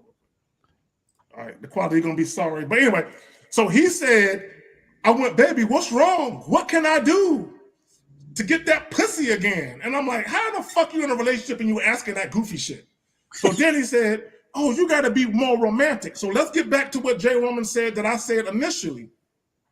How did you start the relationship? If you started the relationship doing a bunch of fly shit and then you stopped, a woman is going to associate that, the fly shit you was doing, to fucking you, because she started fucking you after you did the fly shit. right? Exactly. But if you're the type of dude where you was fucking at first and all you was doing was fucking and then you introduce shit later, typically women don't act like that. You know what I'm saying? Typically, because they actually appreciate the dates and they don't associate dates with fucking you, or they don't associate date night with sex. But if all you did was dates and you had sex during the course of dates, she associates that with that. And you condition her to think, do something for me first, and I give you a Scooby snack, which is sex. Yeah, I got it. I'll say that homie don't realize that if you didn't control the frequency and the cadence of, you know, the sexual relations before y'all got together, so to speak, then there's no way you're going to be able to control it after. You understand what I'm saying? A lot of these dudes, they don't realize it, but they're letting the woman control the, you know, the sexual activities in the relationship, which is why we talk about on the Bad Boy membership, we talk about the vetting process. You understand what I'm saying? We talk about the vetting process where the first couple months is literally just smashing. So she gets fully used to the consistency with which you expect sex. You understand? And if she can't like step up to that requirement, then so be it. We don't have to be together. You understand? But see, these are the type of consistencies that a man, if he knows what he's doing, these are the type of consistencies that a man establishes in the beginning, which allows the sexual dynamics to carry further into the relationship. So you can actually have a healthy and honest relationship, because if she know that that's how, you know, you need to have sex. And then and as a man, you also know that she needs dick at a certain frequency as well. You understand? Later on, y'all already have that understanding. So unless there's something going on, like, you know, there's literally like a disease or sickness or a problem.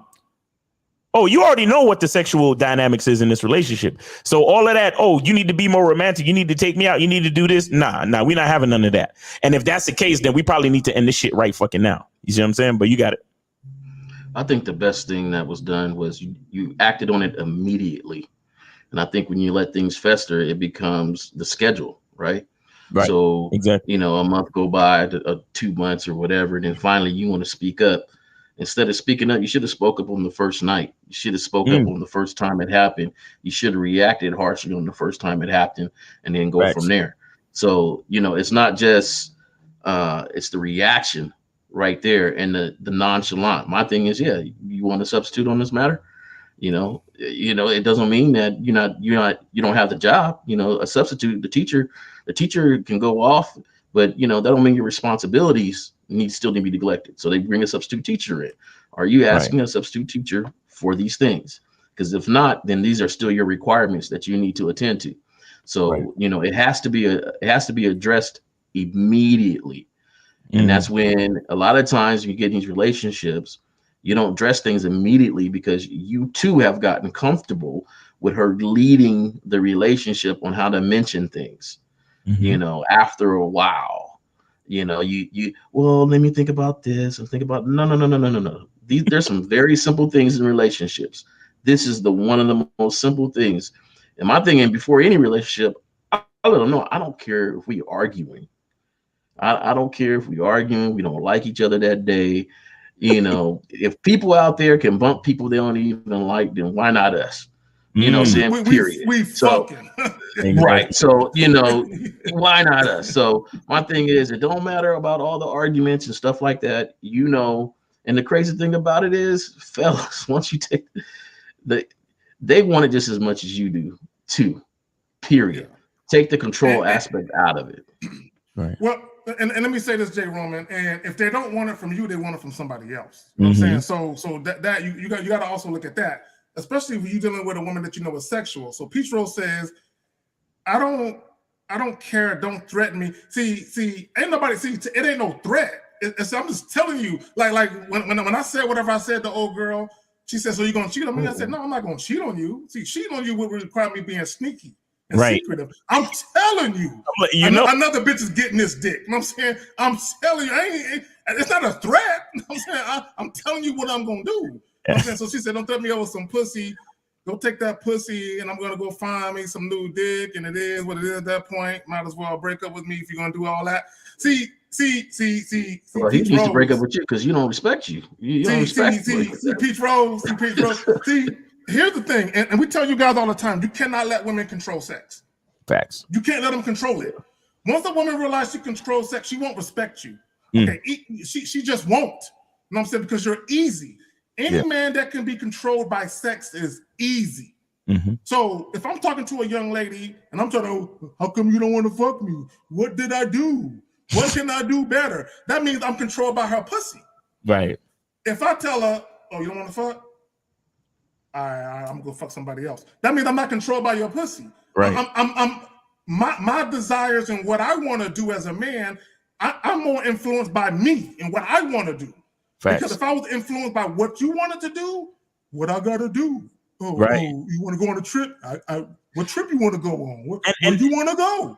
And the dude said it in the clip, you know. You're not romantic enough. You're not. And he actually said, "Okay, I'm gonna take you out on a trip." Really, bitch ass nigga. Really? He's a bitch ass nigga, dog. Listen, he's a simp. What are we talking about? The whole joint that we talking. He's a simp ass nigga. That's what simps do, bro. I've had situations. You smash, and then I try to set up the second date to smash, and I let her know, hey, you know where it is, because we trying to do this, and I'm trying to spank it on that, and then this is what's going to happen, and they talking about, oh, I don't know if I'm trying to have sex on every time I see you, and I'm like, oh well, we don't need to see each other then. You understand what I'm saying? Like, yeah, bro. I am not afraid to lose any female. What I'm afraid of is losing myself. Exactly. Say it again. Please say that again. I'm not afraid of losing any female. What I'm truly afraid of is losing myself.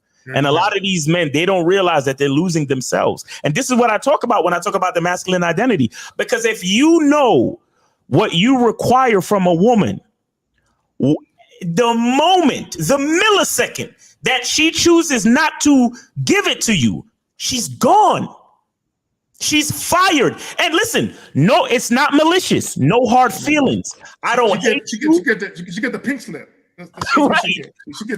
I don't hate you. I have no problem with you, baby girl. But you just can't stay here. You get no more of my time. And again, I really, really mean this, because a lot of dudes love to charge chicks to the game as an act of malicious intent or something in bad faith, because they trying to because they're mad. They're upset. Their feelings are involved. They're trying to teach the woman a lesson and blah blah and get back at her for not giving them no pussy. No.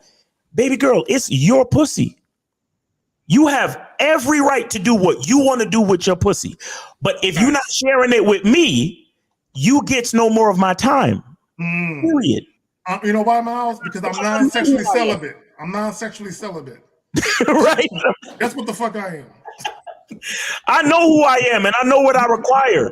You think the fucking Target employee could come to work with a blue shirt and say, well, you know, you're not providing enough, you know, free food in the break room, so I'm gonna wear a blue shirt this week. Oh, no. Okay, that's cool. You're fired. Okay, because I got kids filling out Target applications to come work here on a on an hourly basis. Okay, so you want to wear a blue shirt? Take it elsewhere. You know what I'm saying? Go find a store where they require a blue shirt, because we do red shirts and khaki pants over here, and that's it. What's so crazy on that comment? She said, "Don't threaten me." As she relaxes on her responsibilities, she say, "Don't threaten me." So don't mention the fact that, you know, hey, I'm not doing my job in which I told you I was going to do. Because if you're standing next to me, that means you told me and you agreed upon everything we've already discussed, and you knew this was your job. So don't talk to me about my job, which I am not doing, but you're going to bring up some pussy. You can go take that pussy and go and find. To me right there, that's already letting you know, even after you've been called out on your responsibility, you're still trying to control. And the guys have to understand that. Still trying to control the relationship by trying to flip it and bring it back to you. And if you're weak enough, you'll be like that. Well, okay, well, maybe you're right. I should have gave you more flowers, and maybe we should have went out again. And We should have did this. And, nah, you have to address it quickly and then move on from there. Right. I'm very nonchalant because I'm a methodical person. Yep. I am very nonchalant. Oh, okay. That's how you feel? All right. Boom. That'd be the last you hear of it. The last you will hear of it. And I will be like you, Zach. I'll be out. I'll be enjoying life because guess what? You've already told me I don't care about this. So it wasn't a threat. It was an announcement. Oh, okay. That's what we're doing. It was an announcement. There you go. There you go. It's not a threat because I'm not saying if you don't fuck me right now, and I'm gonna fuck. No, I'm just letting you know what the fuck gonna happen. Hold on, real quick. Said turn it off. What's going on? Oh, okay. So Trina says you are selfish. I'm not your property. Lose me. Okay, you're right. Okay, look. For all women listening right now, you're not nobody's property. Okay, I don't look at women as my property, and I never did. But what I'm saying to all women right now, if you are in a sexually exclusive relationship with a man, okay, first and foremost, if you are in a relationship with a man that you're not sexually attracted to, you already know you're going to ration the pussy to him. Okay, and especially if you guys aren't sexually compatible, and you know there's other things that he provides, maybe resources, maybe he's a great husband, a loving father, and he provides you with those things that you want, so you're kind of dealing with him, and the reason why you ain't really fucking him is because you're not sexually attracted to him. Okay, now, those guys, they're going to put up with bullshit anyway because they're used to not getting what they want sexually. They're used to waiting. Guys like us, when we used to fucking chicks quickly, when we first meet them, we understand the difference between dealing with a woman who is sexually attracted to us and a woman who's not. Typically, the women that are going to ration the pussy or barter the pussy or do this first and then you can get the pussy, typically those are chicks who are not sexually attracted to the guy. And y'all women know that. So don't act like you don't know that. Because you know if you love that nigga dick, you trying to fuck that nigga more than he trying to fuck you. Don't front on this motherfucker. You know what I'm saying? So now let me get back to my point. I'm gonna pass it back to my bros here. If you want someone to be sexually exclusive to you, where they're not fucking nobody else, that means the frequency of the sex and the type of sex that they're having, they're getting that from you. If they're not, why be sexually exclusive? Y'all got it. I just think it's one of these flip things, just a simple way of putting it. You are selfish. I'm not your property. Don't say nothing about your responsibility. Once again, this is the trick that guys got to watch out for. They want to throw the word property. I don't care what word you use. If you're exclusive with me and you done told me this is it, then yeah, that's mine. So you could use property, you can use whatever. No, that thing is mine. Now, if you choose to not take care of the responsibility that you have already stated, then okay, we're gonna have to figure out some things. But you are selfish. If we flip that out in any other way, if you're in a relationship and as a man you're handling in some sort of responsibilities, and you say, you know what, I'm gonna go out to dinner, but I ain't gonna pay for your dinner. We're not gonna pay for your dinner. The same terminology is gonna come out. You're selfish. Well, now I'm still selfish now. But when you don't take care of your responsibilities, it's flipped back to me. I'm still selfish. That's why as men, you have to have what you stand on and nip it in the bud quickly, because this is coming out. You're selfish. Those are the tricks to try to change your mind on standing strong about what you believe in. Because What's so funny to me is if a woman has been with you, she already knows what you believe in. Yeah. Facts. She already knows what you believe in. And if she doesn't, then you are not leading her properly. There's not one aspect of what she shouldn't know. She should know your reaction.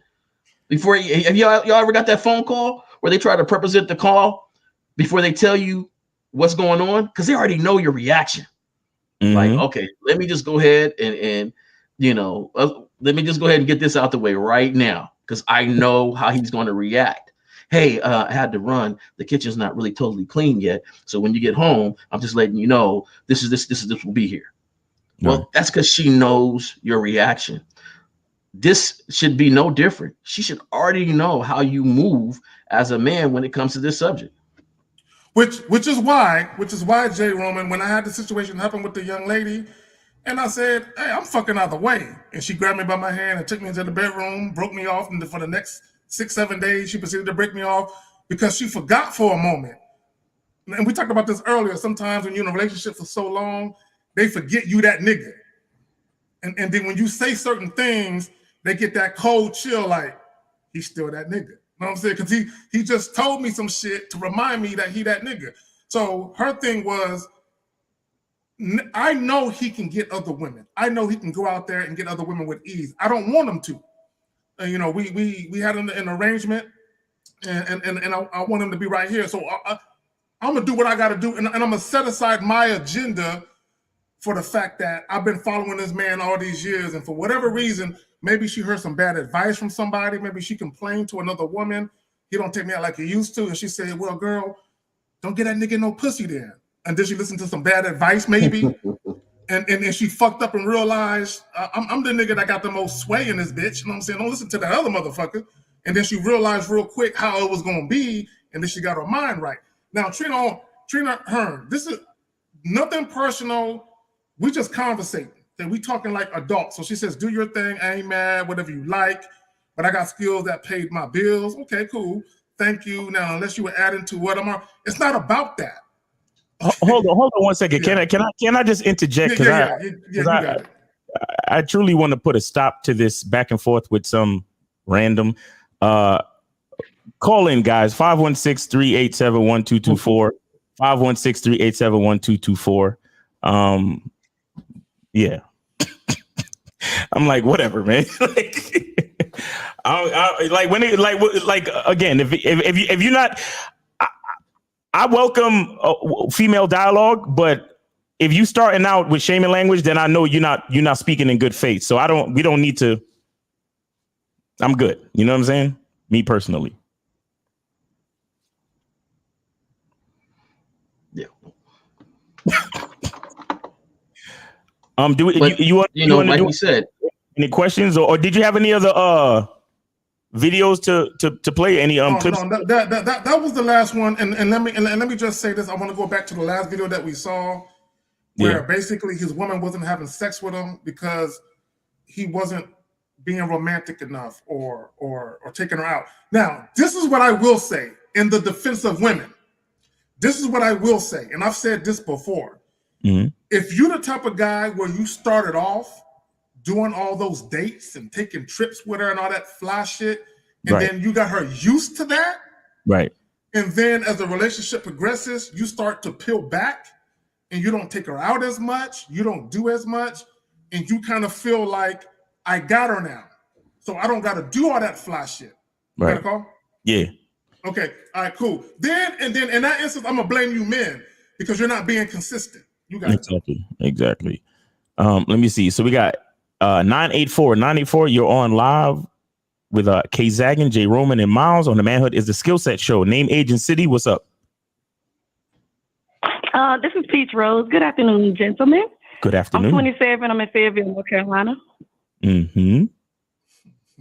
And my question is, wouldn't that be considered a pushover type of thing? If you ask your girl for some pussy, she's just supposed to drop her drawers and just give it to you right then, or what? I don't. Okay, all right. Let me respond to that first. Let me respond to that first. I don't ask for pussy. I'm not asking. You know what I'm saying? If you're like, I'll give you an example, Peach Rose. I'll tell you a real life example. I'm the type of guy. If we're in a relationship and we're monogamous or sexually exclusive, I'm coming there at 2:00 in the morning, waking you up with a dick in your face. You know what I'm saying? What's up? Wake up. You know what I'm saying? Wake up. No, seriously. You know what I'm saying? I'm waking you up. And I've had situations where the woman is like, okay, and she wakes up and she goes to the bathroom and, freshens up, and then she come back and get some dick.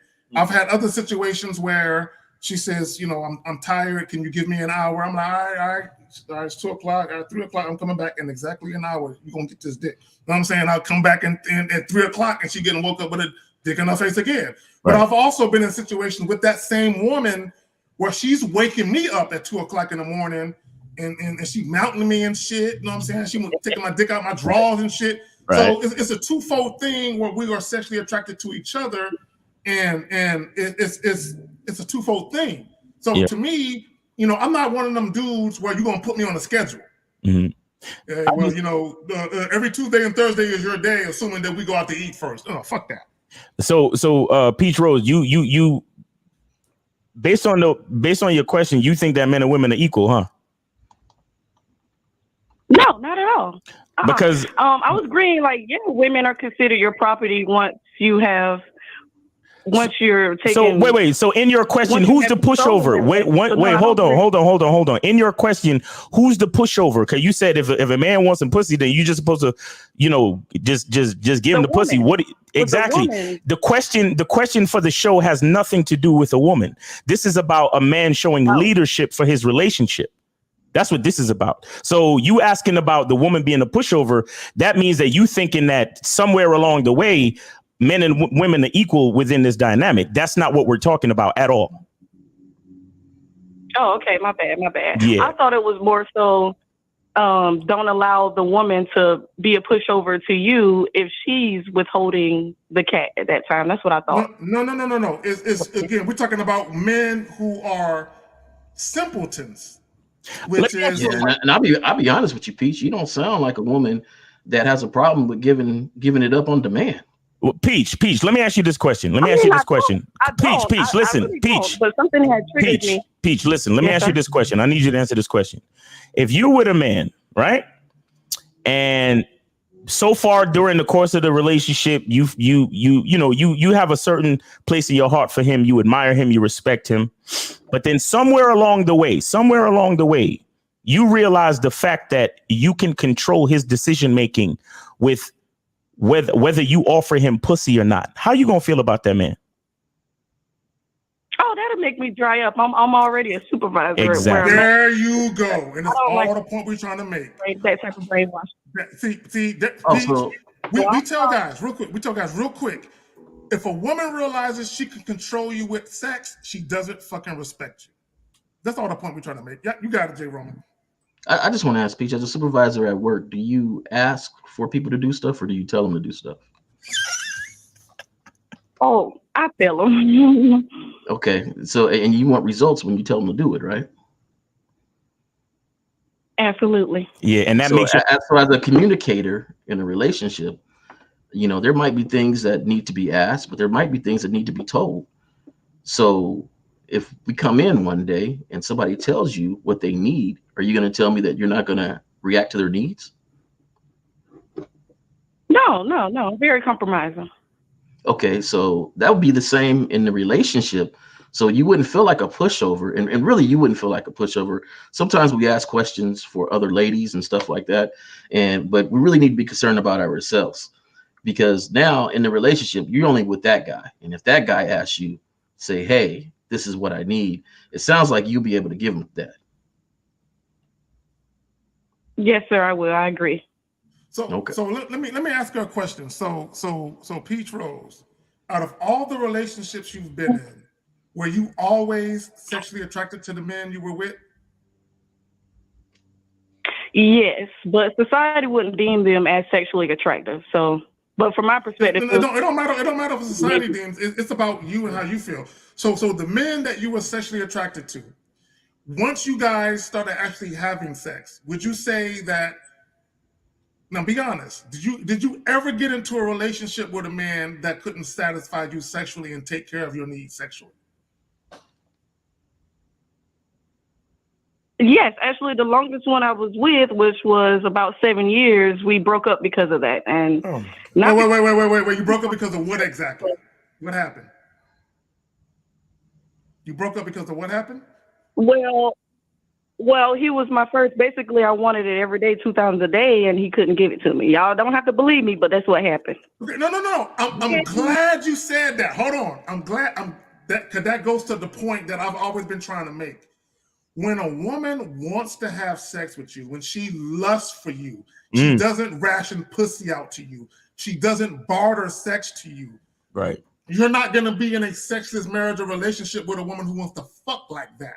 Right. The only women who do that to you typically are women who were never really interested in you sexually, but because you have other intangibles like maybe resources, and that's why they're fucking with you. Right. Oh, she moaned good. Wait, hold on. Time out. Let's go back to that moan that you just did. Let me stop.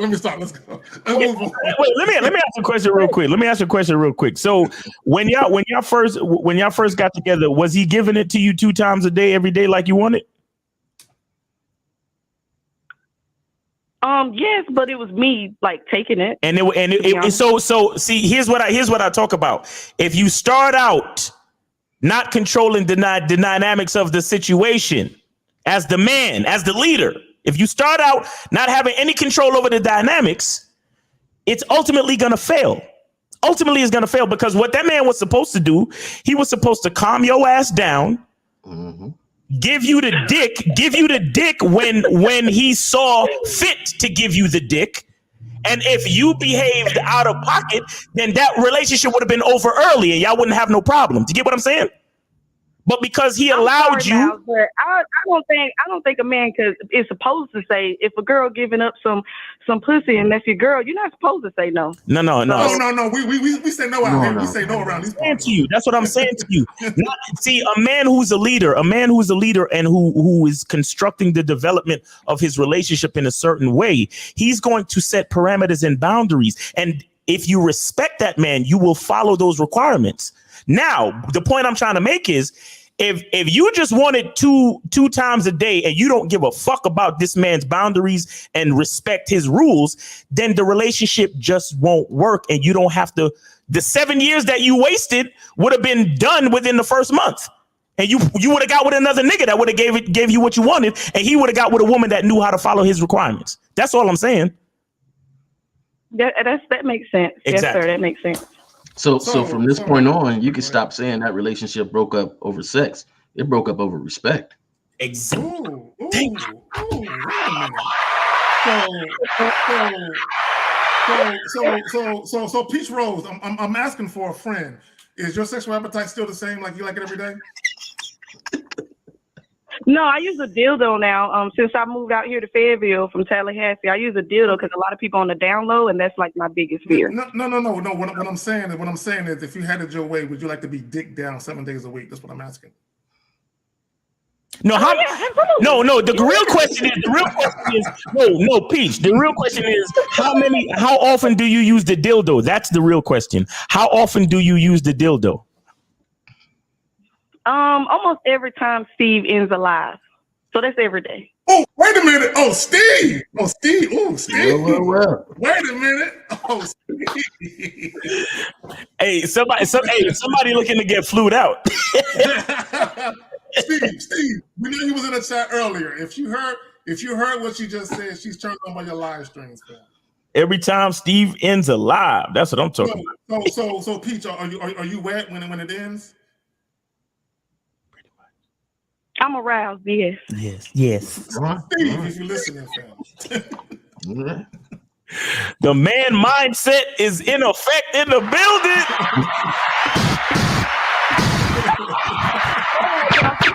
A couple things, but I appreciate your advice, and it was my responsibility. I was being disrespectful. Yes, you were. So I'll say Yes, that. you was. And we're gonna have Steve fly you out. He's gonna spank you for being disrespectful. But Peach, I just want to make it clear. If he were to do that, he wouldn't have to pay for it. I'll pay for it myself. Oh shit! We already knew that. Wait! If Steve has some barbecue in the back, you would eat that shit, wouldn't you? Like leftover shit from the day before. I don't eat pork, so it depends. No, it's chicken. It's barbecue chicken or brisket. It's barbecue chicken. It's barbecue. You eat that barbecue chicken, right? I don't know. I don't like to fuck on a full stomach. But hold on. Hey, keep it real. I like that. Keep it real. Yeah, that's some real shit. See, that's what I'm talking about. I'm talking about build up the appetite, then we can eat. But anyway, Peach, I just want to make it clear that your disrespect was secondary to the primary problem, which was that man's lack of leadership. I just want to make that clear. You understand? To any woman listening, understand that your disrespect came from him not being able to set boundaries. You understand what I'm saying to you? Yes, yes. Okay, all right. So the whole point to any woman listening to my voice right now, the whole point is to find a man that has well-defined boundaries and who knows his identity and who knows himself. You get what I'm saying? That's the whole point. All right. That's how you find it. That's how you get with a man that actually got a future. A nigga that knows who he is, not the nigga that's trying to fuck you every time you trying to fuck, but the nigga that says, look, this is my fucking schedule and you better get down with it or not. Mm-hmm. Yeah. I agree. All right. Hasta luego, gentlemen. All right. Have a good one. Take care. Take care. Adios. Yep. All right. So we got 516-387-1224, 516-387-1224. You guys could call in. If not, we could get to the questions. We got about 20 minutes left, right, Zach? Yes, sir. Yes, sir. So we do got some questions. So the first question that we got is from Art. He says, hello, panel. This lady I've been seeing for around 6 months, been pulling the pullback game. She hit me up to see me, but now I'm considering charging. Am I overreacting? Shit like that it turns me off. When you say pullback game, what do you mean? You got to be a little more descriptive of what do you mean by that. So when you say pull, I'm assuming that you mean she isn't as responsive as she used to be. Which, if you were dealing with multiple women, you wouldn't even give a fuck about that. You know what I'm saying? So maybe this is the only chick you're dealing with. So Art, I'm gonna need you to, if you're still watching, either call up or put another comment in the section, in the chat, and explain to us what you mean by the pullback game, so we can answer your question. All I'm saying is she was being inconsistent, and now she's moved. Now she's trying to get back into his graces, and he's wondering if he should look. When a woman is being inconsistent, you have to charge her, bro. You have to charge her, because it really doesn't matter what the reason is. I mean, it could be another nigga in the wings. It could be a dude that she probably like better than you, or whatever the hell it is, or a nigga that she might respect a little bit better than you, this, that, and the third. But the bottom line is, if a woman is not giving you the consistency you're looking for, a man operates on consistency. You understand? As a man, you need to have a schedule. You need to have a regimen. You need to have a routine. You need to have things that you do, business that you take care of, responsibilities that you have going on. That's what makes you a man. Your ability to produce in this world and to be a blessing and value and a benefit to people around you. You can only do that by maintaining a consistent schedule and managing your time. And a woman has to know how to fit into that. So if she's fucking around being inconsistent, you ain't got no time for her. You see what I'm saying? Nope. So it's ultimately charge. Yeah, definitely charge her. You don't need to be talking to that woman. Yep. You got anything you want to add to that, J. Roman? You know, the younger self, I didn't throw nothing away. I just wouldn't talk to her, like, you know. Right. There you go. There's no need for words. No need to go talk to her about anything. I just, I'm already moving on. I already got my own schedule. I was trying to fit you in the schedule. Exactly. So look, now that you ain't there, I'm already doing other things. I'm too emotional with this shit. Like, do I charge her to the game? What I'm sorry, but that to me shouldn't even be a question, Art. You should just be already moving and flowing. It's exactly. When you're already flowing, you ain't got to sit back and think about what you already passed. Like, it has to re-catch back up to get your attention. That's just what it is. Like, you got to catch me, call me at the right time. Exactly. And I think what guys have to understand, when you're dealing with women, you only deal with women who go with the flow. Exactly. What you're doing. Anytime they go against the grain of what you're doing, you move it to the side real quick. And like you said, you don't have to have a discussion. You don't have to have no argument. Oh, why are you doing this? Man, we was cool like a week ago. Why you acting? You don't got to do all of that shit. Just move her to the side and move on to the next. He replied at 3:14. If you want to put it on the screen. All right, yeah. Okay, all right. So he says, I can't call, but I'm seeing 2 other girls, but she was one I was considering taking serious. She mentioned being exclusive last month, and I said I don't like Russian. Maybe that's it. Y'all niggas. Okay, look. My advice still stands. It's the same shit. Look. Nothing changed for me. Here's the deal. This is what guys got to understand. These women that you're meeting, they're seeing other guys outside of you. Yeah. Period. Never assume that they're not. You know what I'm saying? So whether they're fucking them or not, that's a whole other story. But they're seeing other guys. They met somebody else before you, and they're gonna meet somebody else after you, right? Yeah. So my point is this: There are going to be times where you meet a woman and she makes you a priority. Right. Meaning she flakes on everybody else and puts everybody else on the back burner and puts you at the forefront. Right. Then there are going to be times where she puts you on the back burner. Right. Because there's another guy that has her attention more than you. It's like that. It happens like that. You can't worry about it. It is what it is. That's part of the ebbs and flows of the game. It is what it is. See, I know a lot of guys. Thinking, though. No, you got it. I think I make a phone call. I know what. Look at put 3. I know what Art's thinking here. You said what? You said what? The next he did the next comment. He's lying to himself on the very next comment below this one. Okay, I don't see one right there. That right there. She is following everything on nigga. If she was following everything you need, then what you asking us about in the chat then, homie? Huh? Like this is the part that I always catch niggas in. You're trying to lie to yourself. But if she's following everything you need, then where's all this consistency coming from? 6 months ago, she was playing the pullback game. Now she's trying to get with you. Then she just tried to basically strong arm you into being exclusive last month. But she's following everything you need, though. Explain all of that shit to me, Art, please. This is why I can't fuck with y'all dudes. This is why I have to get so fucking like. Go ahead, Jay. No, he's putting that excuse out, right? She likes me so much. She was so upset that I wasn't ready to be exclusive. So this is her reaction to that, which puts an excuse to it. But either way, either she's manipulating you to get in a relationship. She's already put you on the back burner. Like, what is there to think about? Exactly. Like, if you're trying to think about somebody serious, because you already gave that away, it's going to play the game with you. Exactly. So, well, the only way she can play that game if you're not definite about stuff, where you're not controlling it. Mm-hmm. You got to control it, man. So my thing is, hey, my advice still stands. Without even knowing this extra part that you just wrote, you're already moving on to the next one. Like, what's the difference? Mm-hmm. That's the product of a man not knowing exactly who he is, bro. You understand? Not knowing exactly what he requires of a woman. But we got a call real quick. I think it might be Moses 718. Yeah. You're on live with J. Roman, K. Zag, and Miles on the Manhood is the Skill Set Show. What's up? Yo, what's going on, fellas? How y'all doing? What up, Moses? How you doing, bro? How you doing, bro? All right, what's going on with you? Yeah, I'm doing good, man. Look, here's the thing I want to say, right? You have to understand something. I'm like, how many times now? This is why we always say a woman is a reflection of a man. You understand? Right. Now, you have to understand this. When you're dealing with a woman, right? Now, just because you have tight game, there's going to be women that you're going to run into that's going to be uncooperative. Now, if you know she's uncooperative from the jump and you saw red flags, why did you continue to deal with her? Exactly. And as a result, this is why a lot of guys getting these negative reinforcements in the relationship.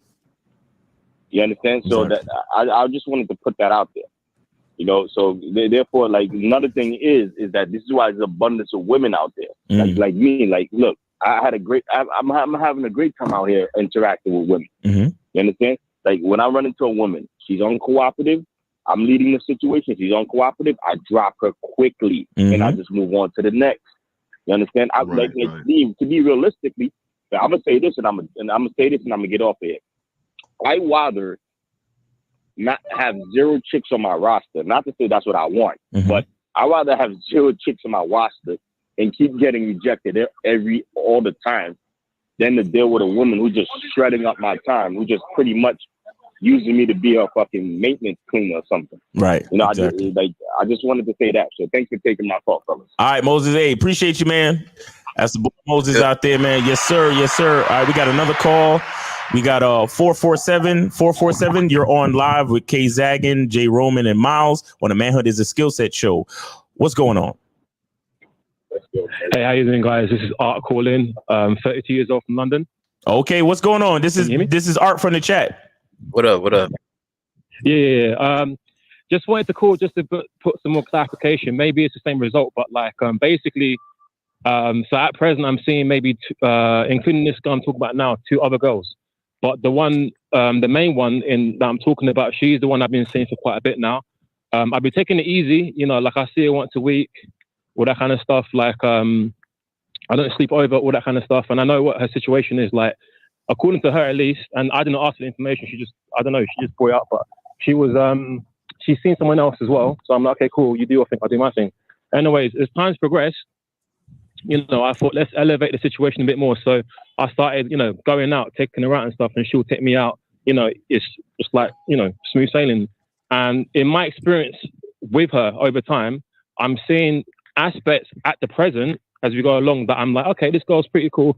Let's see what she's saying over time, and perhaps we can make it happen. Like, you know, maybe we can be, if she's down, I'll be down to like turn to a relationship, but I'm not rushing towards that.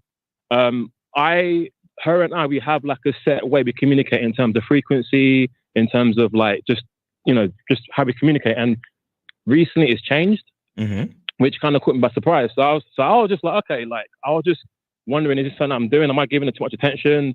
So is it someone else? Okay, hold on real quick. How long have you been seeing her exactly?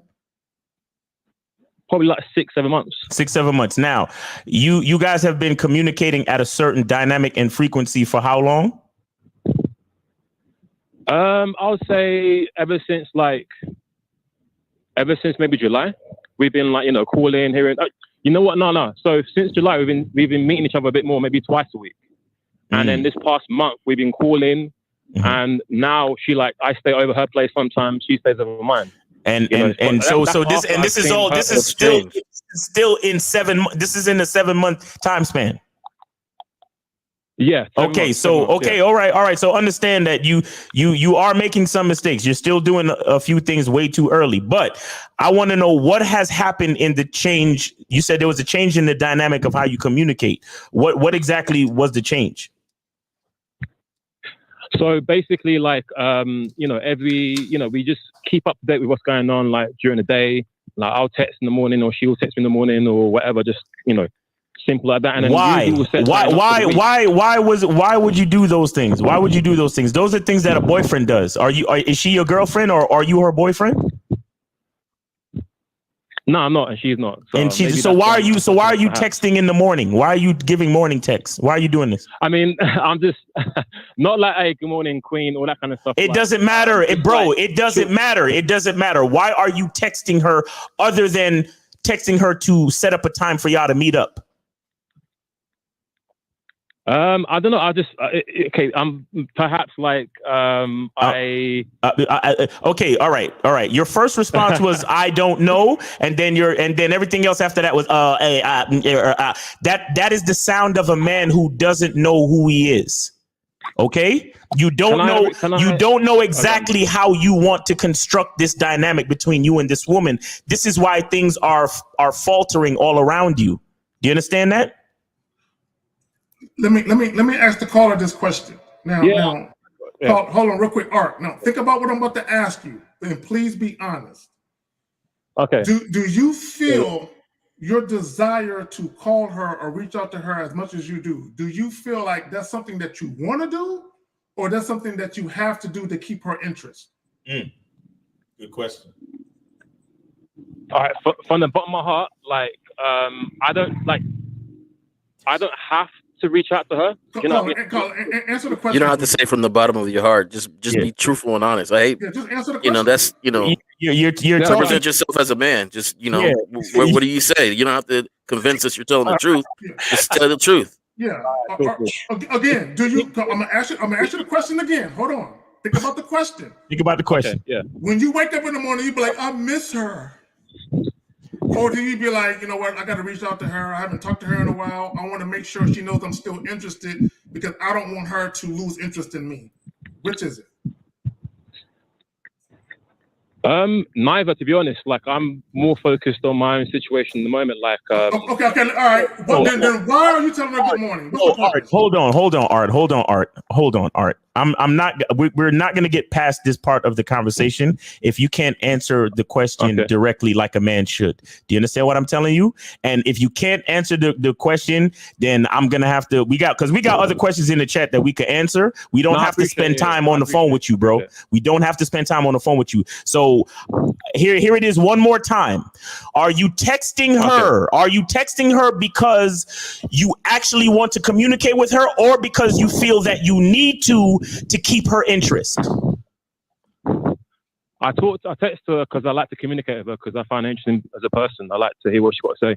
So you like to hear what she has to say in the morning?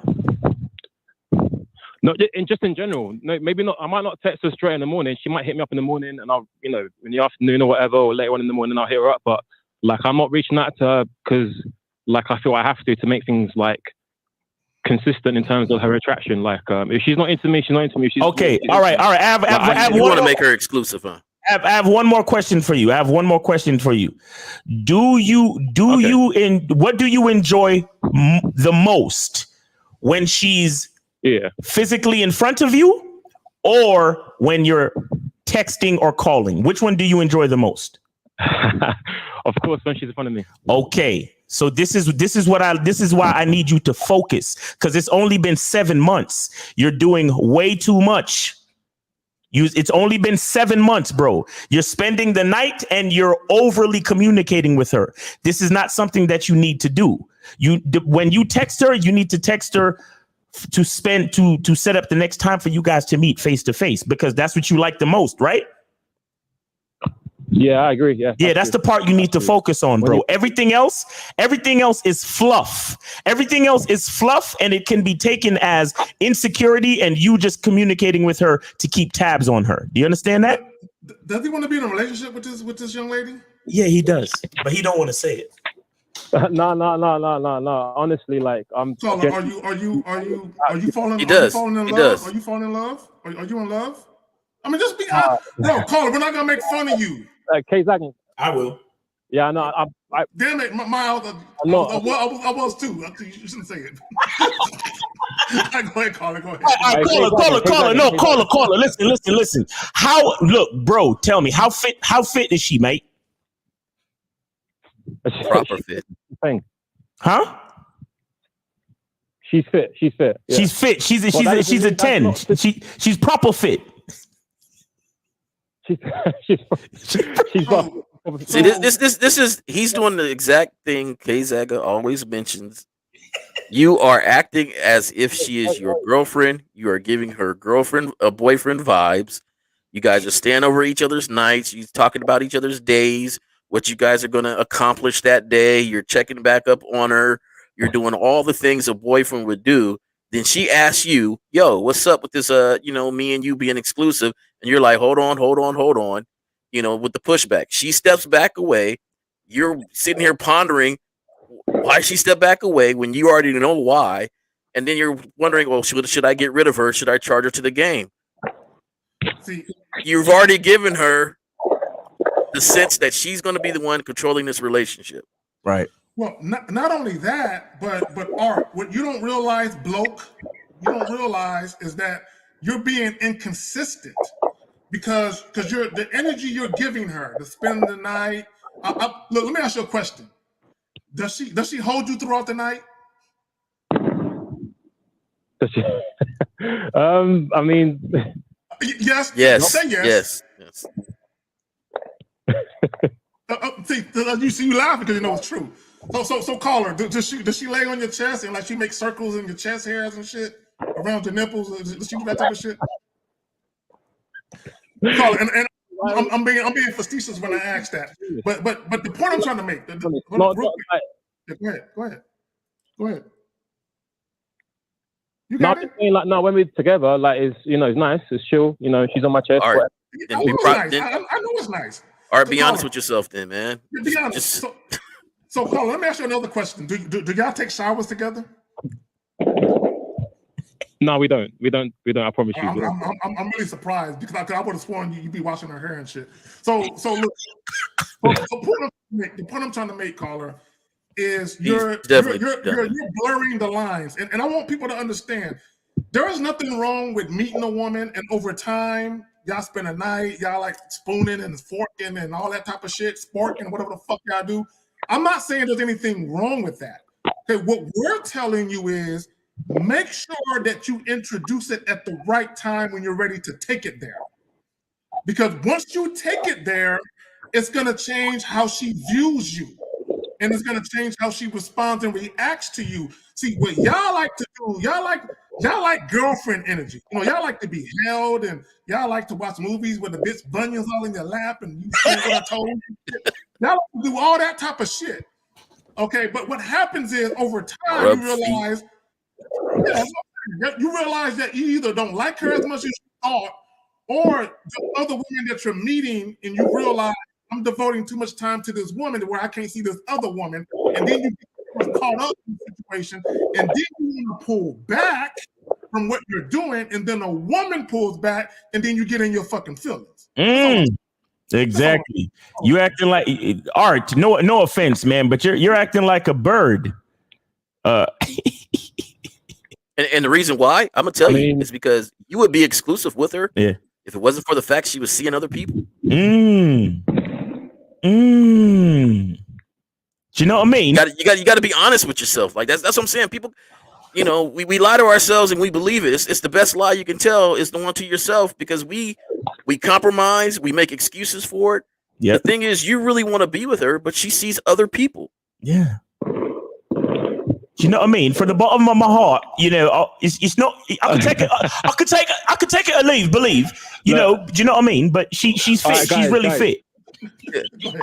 All right, go ahead. Go ahead, Art. You know what? Like all I'm gonna say is like, you know, I appreciate your advice. You know, I'm not being hard headed. Yeah. I fucked up with how I approached the situation. I appreciate that. Yeah. That's why I called in, because I respect your opinion, and I felt that I was doing something wrong. And like now you've explained how I've been approaching things.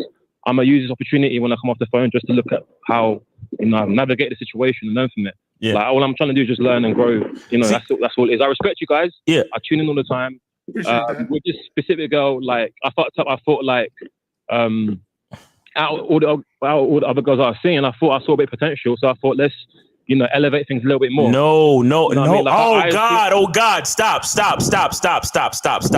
You okay? Shia did the same thing, and you're doing the same thing now.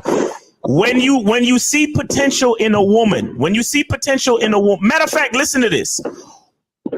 What are you doing in the background? I'm gonna need you to try to get quiet in the background. We need you to put down the fish and chips, nigga. Put down the fish and chips. Put them down. Fireworks. Okay, all right, cool. I'm gonna just say this. I'm gonna put you on mute, but don't hang up. I'm gonna just say this real quick. Fireworks. These guys do the same thing. They see potential in a woman. Again, all women have potential to be a main bitch. All of them have potential to be a main chick.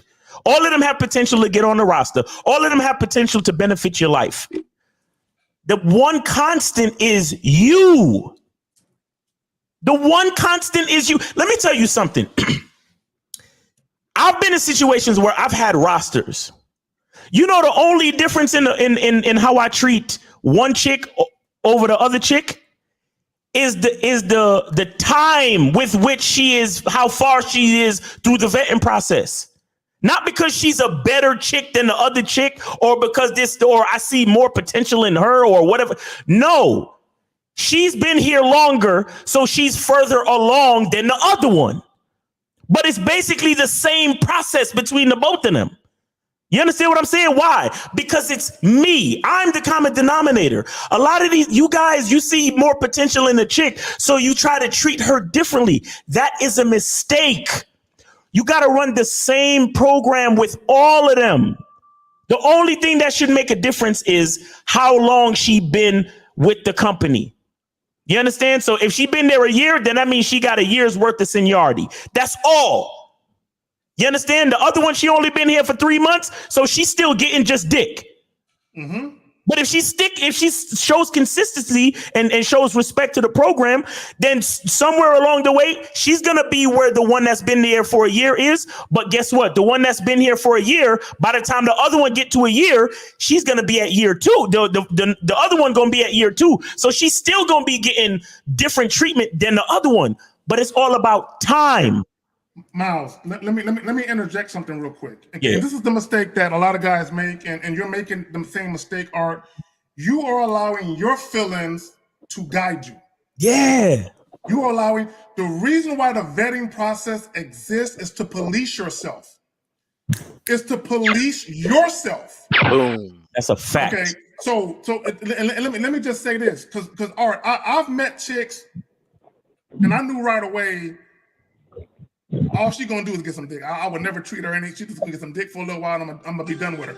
And then I met other chicks where I realized, oh, she got some potential. Oh, wait a minute, I'm feeling her, but I had to police myself, and I had to say, but I gotta treat her like the chick that can just get dick though.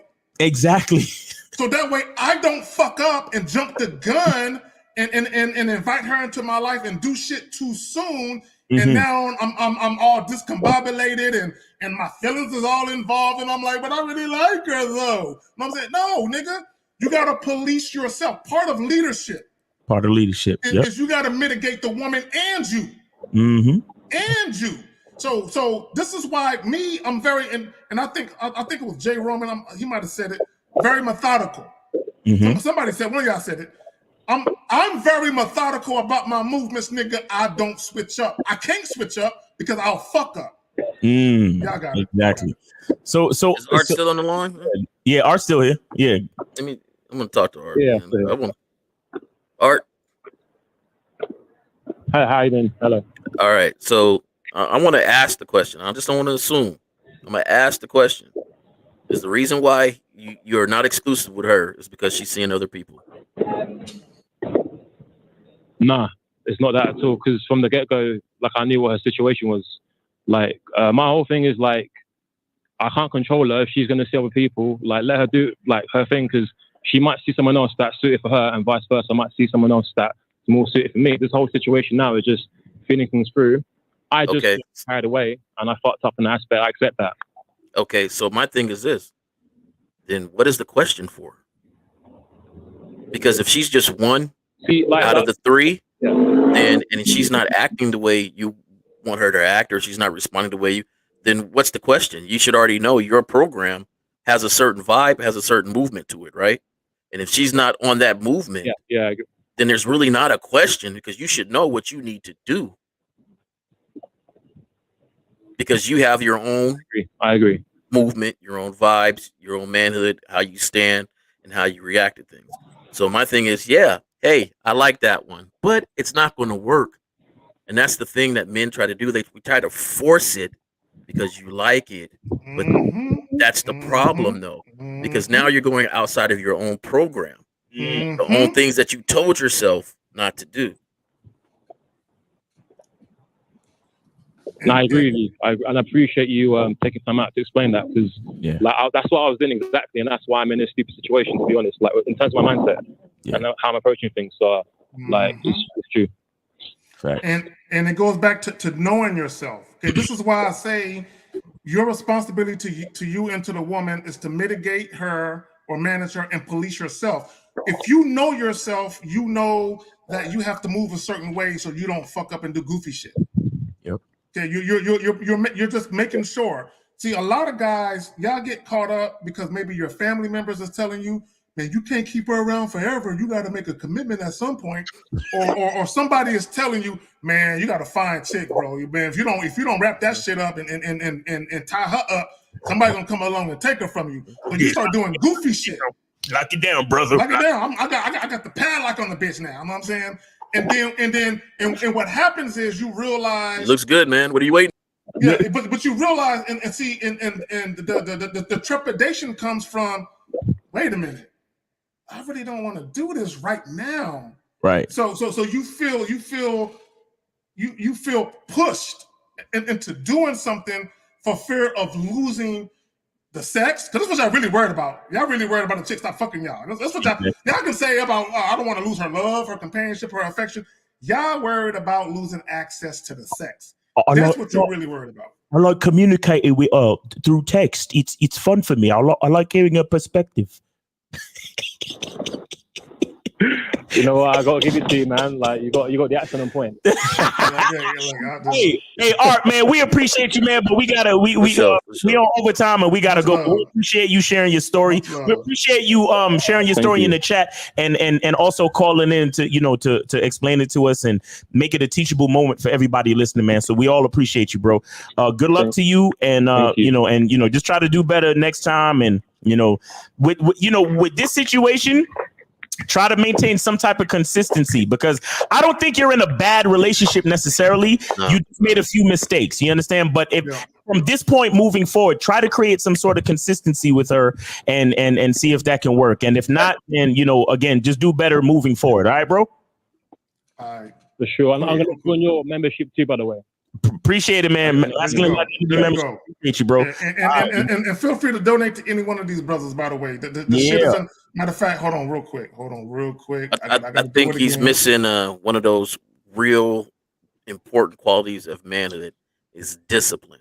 It's like you got everything on point, but then you get off point because the discipline is not there, because what you want is riding over the discipline of the program that you put place. Right. Well, it's what it is, J. Roman. It's the sex. These dudes start having sex with chicks, and they lose all they shit. It done took some people off their mind, boy. Well, that's why we be asking niggas, are you fucking her raw? Because we can tell by what they saying, you done lost all your fucking scruples, nigga. You gone, nigga. She got you, dog. Because you can tell, like, you hitting the raw, ain't you? Nigga, you just feeling the sauce too much. So Renee, I just want to respond to this real quick, and then we're gonna get to the other questions. I know we're in overtime. So she says the real man doesn't like tick shower with a female. It's not about that. It's about when you introduce shit. See, a real dude, we don't blur the lines because we understand how y'all women get. Right. Y'all get real comfortable. Y'all get real attached. Yeah. So we and because we are who we are and we do what we do, and we've experienced the things that we've experienced, we know. If I do this and say this, you can get attached. So let me chill. Okay, I'm gonna give you a real story, bro.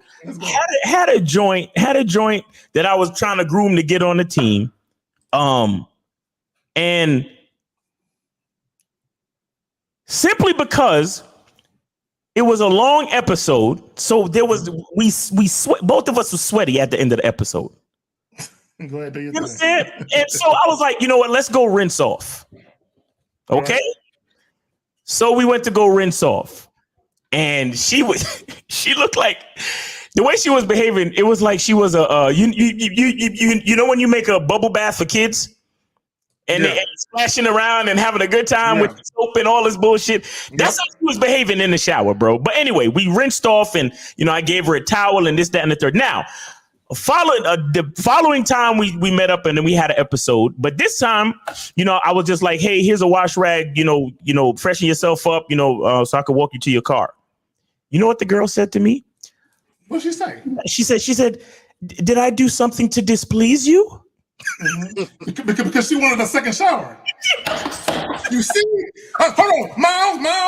I know where you're going. But go ahead and finish it. I don't want to finish it for you. Finish it. No, that's it. It was like, because we didn't shower, you thought something was totally wrong with the relationship, bro. And I was like, it's not all that. We just didn't sweat as much. So take your ass home. Like, and the point is this is what I refer to it as inadvertent behavior. Right. If you introduce a woman to something, you don't understand how much she likes it. That's what. So you introduce it, and then the next time she's like, "What's going on? What's going on? Why and now there's an issue because you introduced something you shouldn't have introduced to begin with, bro. I remember one time because I can be a romantic nigga, and I know you can, Mr. Rose Petals. I know you can. So. But the reason why, and I made a video talking about why I don't introduce romance or why I'm very slow to. Because I know how chicks get when she start doing romantic shit. Like I remember one time I had a chick come over that I was fucking, and I had a jacuzzi tub with the little jets and all that shit in it. All that shit in it. Big garden. Man, I had a water show one day. Yeah, bro. So I got the shit. I got candles lined up all around the bathtub.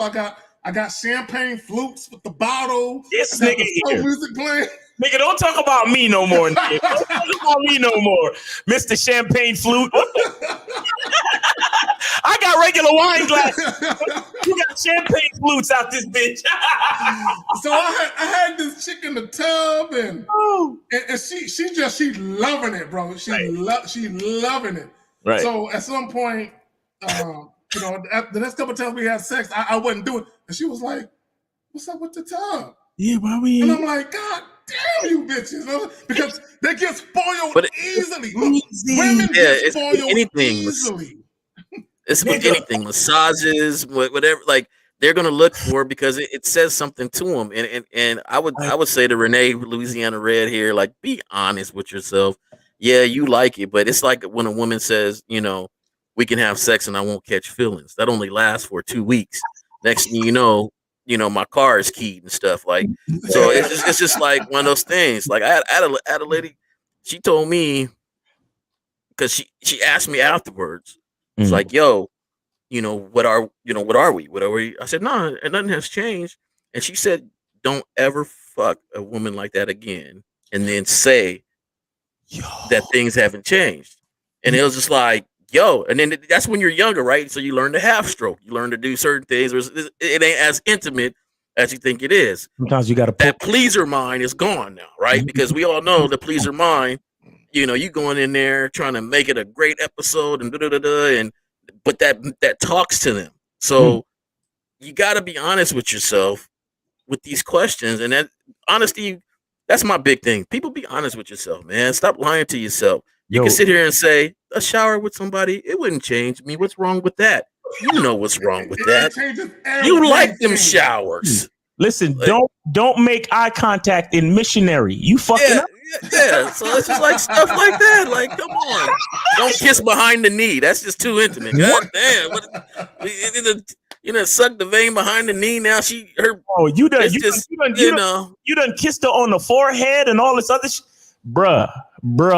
Bro, and see, and this is what guys got to understand. When you introduce certain types of intimacy, especially non-sexual intimacy, which is that cuddling shit, taking showers is non-sexual intimacy, if y'all don't know it.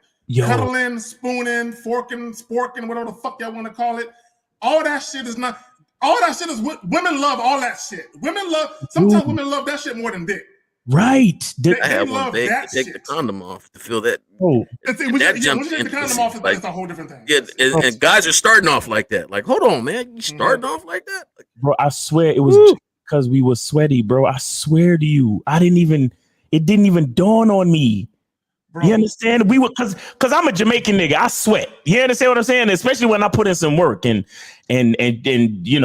she was she was one of them long time holdout because she couldn't find a quality dude type. You know how they give you that story? Like I haven't had it like this in so long. You understand? Mm-hmm. So she was down for the extended episode. So niggas was sweaty, and I was like, you know what? Let's go rinse off real quick. That was my words. I was like, let's go rinse off real quick. Not let's go take a shower and extend this romantic experience. You're thinking as a rinse off.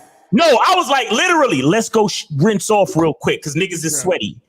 This chick, the next time we didn't do it, she was like, "Did I displease you?" But I just want to make it clear though that even though I did, I made a mistake. The way that I carried myself in a relationship, instead of catching an attitude with a nigga, what was her question? Did I do something wrong? You understand? So you still gotta, if you run your game right, there's certain things you can fuck up on. You were still in a leadership position. Exactly. That's why she asked that. Exactly. Because if you weren't in a leadership position, she just would have tripped on you. She just would have been like, nigga, what's up? We ain't going. Exactly. But the fact that she asked, did I do anything wrong? She was like, what I do to displease you? What did I do to not deserve another rinse off? Exactly. Basically what the fuck she was asking. This is why we tell you guys, you gotta be careful what you do. Yo. Y'all think y'all just doing fly shit? Like I remember I had a dude one time, he asked me, man, I want to have a fuck buddy relationship, but I want to take a chick to get couple massages. I'm like, what the fuck is you doing? What is you doing? That's not a fuck buddy relationship, nigga. You doing couple massages. Like that's girlfriend, boyfriend, wife shit, nigga. What are you doing? Hey, I'm gonna tell y'all this, man. Yeah, go ahead. I done had a beard, had it grown out, and you get those bumps, right? Well, all the ladies that they like sitting on my lap and they like taking the tweezers and getting the bumps out. Oh, that's the ingrown hairs and shit. The ingrown hairs and stuff out. Yeah. No doubt. That has been so intimate to them. Yes. Like the response I get after that, it was crazy. And I'm a verbal person, so I'm like, hey, I know we just met, but shit, this is bothering me. So can you get it? And they sit there and they start to work on it, and the calmness that come over them, like it's a crazy moment, intimate moment right there. And they walk out, we go somewhere, and it just progressed this relationship a little bit further. So I think guys got to realize it's not always about sex. It's about these moments, though, that you have these experiences with them that you got to watch out for. And you got to let them know, hey, now I'm older now. So when I was younger, I shouldn't have had to do that. Got my car keyed and stuff like that. But, the things is that you have to be responsible men for your actions. And I don't think they really understand that. I don't trust. I used to have this saying, I trust half of what I see and none of what they say. Because I know these experiences is going to progress things a certain way. Again, it goes back to what I said. A woman picking your ingrown hairs, that's an intimate moment. You're being very vulnerable because you're trusting the bitch to do some shit. It's and she knows he's trusting me. He really likes me. He trusts me to do this for him. So in her mind, like that, there's a saying, you don't got a lot of women they lie to themselves. Exactly. They'll make up this whole fantasy in their head about what you guys got going on, even though you're like, I'm just fucking you. Right. But you let her pick your ingrown hair, so she's like, I'm not just fucking you. This is what people who are in love do. I pick your ingrown hair. So that's how she looking at it. And there might be some people that if they watch it, they'll be like, oh, he just let everybody do that, huh? Yo, nigga, go check your car. Come on, nigga. After the show, go make sure your car is okay. Nah, man. nigga, you are. Hey, my car got keyed. It got keyed all the way around. They went all the way around that thing, just loops and circles. The thing is, I didn't know which one did it. I was like, I don't know who did this. I know which one. See, now the positive thing is you didn't know which one, but the negative thing was you didn't know which one. Yeah. So I had to chalk it up to the game. Oh man. Hey man, let's get to these questions, man. Let's finish it up. Okay, there's a question for me, and I'm gonna answer it real quick. He says, "K Zaggin, are you in a relationship or non-monogamous?" I'm not monogamous. I used to be. I'm not anymore. All right, so let's move on. And that caused problems for me coming out and just being honest. Miles, you and I had a private conversation about your situation. I had the same situation happen with my situation. So when you and I talked a couple weeks ago, I said, I'm going through some things, nigga. I'm going through you know what I'm saying? Because of that, right? Yeah, so anyway, and you know what I'm talking about. So he says, Miles, you asked, where are they at now? But the other videos you said all relationships end one way or another. Can you expound upon that? Yeah, so basically when where are they at now is to bring certain truths and reality to guys who call into the show and say that they have a huge body count. Guys love because they try to equate having game to having a large body count. So my question is, okay, your body count is this huge or big or whatever, you got a 3-digit body count, whatever. So the question is, where are they now? Meaning, if you understood game, then somewhere along the way, your identity with all of the 300 women that you done smashed, at least 1 or 2 of them would have stuck around because they like you as a person. Exactly. You understand? Now, I'm not saying that every relationship is supposed to last forever, but the point is that if a woman likes you because of your identity, and your body count is so crazy, you telling me not one of them stuck around? And the other statement is a totally different statement. That's just bringing the reality that all relationships are going to end because we're all going to die. You understand? So that's really just what I'm explaining in that whole thing. I can simply say it like, how'd that work out for you? There you like, let's just say it, how'd it work out? And I don't mean, the interactions, but the experiences you learn from it. Exactly. Like and that's if you had 300 bodies and you have no game, then no true game, then what's the point of having the 300 bodies? How'd it work out for you? Exactly. What did you learn? What was your experience in life? Exactly. And that's the point, Jay Roman. They think because they have 300 bodies, they got game. No, that doesn't necessarily mean that. Okay, you can be a super attractive guy where women just gravitate to you because your physical attractiveness. So you can get women to fuck you, but once they have sex with you and start dealing with you, they realize you a lame nigga. So they don't stick around. Like I said in my life, I've had 4 serious relationships in my adult life, meaning past high school. Every woman I had a relationship with wanted to marry me. And women that I never had a relationship with wanted to have a relationship with me. So I said all that to say this, with all the women I've dealt with in my life, I had multiple women that wanted to deal with me past just sex. Right, exactly. So what that means is I'm likable. That's what the fuck that means. Okay, with a lot of you niggas, you're not likable. Okay, and part of that could be because you're a liar. Okay, and you mislead women and you act like you like them more than what they do, and more than what you do, rather. And then once they start dealing with you, they realize you full of shit because you're not consistent with what you do, which is why you niggas end up. When we saw the clip of the cruise season nigga, and I'm not saying this is him, I don't know him personally, right? But a lot of you guys that end up in relationships with women, like, I'm not gonna have sex with you unless you take me out. It's because that's what you introduced her to, and you took it away. So sex was always tied to what you can do for her. Now that you're not doing that shit for her, she's like, I ain't trying to have sex. I'm gonna need you to spend some money on me, take me out, take me on a trip. And then what did he say? The sex picks up for like a week or two. And the reason why it picks up for like a week or two, because that's the last time you took her out, nigga. I'm just, y'all got it, man. And they don't get it, bro. We try to explain to them. Yeah, we get the next one. All right. So Peach Rose said, I bet if she would have told caller that she was talking with another dude and having sex with him, he would charge her, wouldn't give her a second chance, but he can sit here and be greedy. I don't know what that means, be greedy. Yeah, she was probably referring to whatever was going on during the part of that show. But let's just take the questions, though. The questions. Oh, the question. Okay, that was the statements. Okay, I just said the question. Okay. All right, so he says, I just turned in,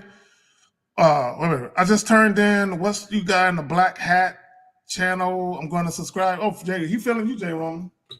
Oh, I don't have no channel, man. These guys convinced me to come on. Actually, my cousin 1950, from the Silverback Lifestyle, he knows I don't care about people. He's trying to work on my people skills, humanity and stuff. I went through a lot of life experiences. I had to learn stuff on my own, and learn from people around me. And I built resources, and I know everybody don't have 9-10 group of true dogs that will tell you what you just did wrong immediately, no matter who's around, and you just got to take it.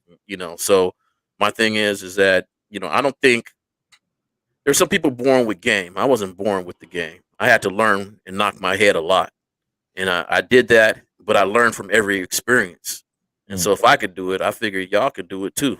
So me and my cousin, we talk a lot.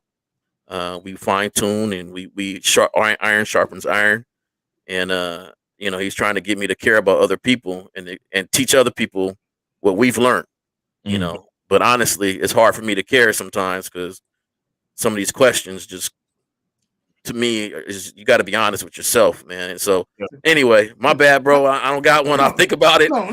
Simply put, I think about it, but people irritate me because they ain't honest with themselves. You know what I'm saying? Like, and then they want to charge everybody else. Let's be honest about some of these questions. They're so juvenile. And they're like, shit, you should have learned when you was 13, 14. They're like, why are you asking me that shit? You know what I'm saying? And it irritates you because you feel like, I'm so at a higher level of the game, I shouldn't have to dumb it down for you niggas. Right. Like What's so crazy? So crazy? We was doing stuff, but didn't know why we were doing it then. Like I didn't pick a maybe box. Like I didn't write maybe on the note. Do you want to go with me or do you like me? Maybe not. I didn't put the maybe. I want to know. Now, what I'm saying, I can understand that. Okay, that was the right way. That was the right thing to do. Right? The insecure cats put a maybe, and people that want the other person to have more control will put a maybe. Mine's is yes or no. At the time, I didn't know why I was doing it. I was just young, writing a note like we do. But, and I remember my boys like, hey, put the maybe. No, I ain't putting no maybe. Either I know or I don't know. Maybe. I don't care if y'all tease me or not. You know what I'm saying? You're already teasing me with these pro wings on. So, I went through life. You know what I'm saying? I went through life. You don't know what the fuck pro wings are. I'm just saying, like, I went through life, You know, and then you learn what the true game is, because I grew up in the era of the Jodeci's and the stuff, and we listen to that weird stuff that we can recognize now that really wasn't true game. Right. So that manhood starts to come through. So eventually, and it comes through because your trials and tribulations, and you realize. It ain't about her. It ain't about how many you can get. It ain't about how beautiful. It's about you. It's about your program. How you reflect yourself as a man out in this world. Because at the end of the day, you die. You at your funeral, what they're gonna say? This was the most appeasing dude ever. This was the most romantic guy. That's nah. They're gonna talk about you, your life, and what you did.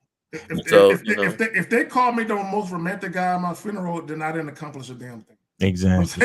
I don't want no one to ever refer to me, and it's not to say that I can't be that, but I'm picky. Right. I'm picky. I don't want women to have all the. I think I'm speaking. All right, next question. All right. Let's think about. My bad, man. So when you match, no, it's cool. So when you match, YouTube channel, long-winded ass. All right. So real quick, so Miles. So when you match with a chick and she takes days to reply. Charge her to the game, correct? I feel like I'm doing more than she already charged you, nigga. Facts. She didn't reply. Look, I can't stand you niggas that think you charging chicks that don't reply. Go through the phone and force her to reply, man. Nigga, she was nigga. What do you let's move on. This nigga.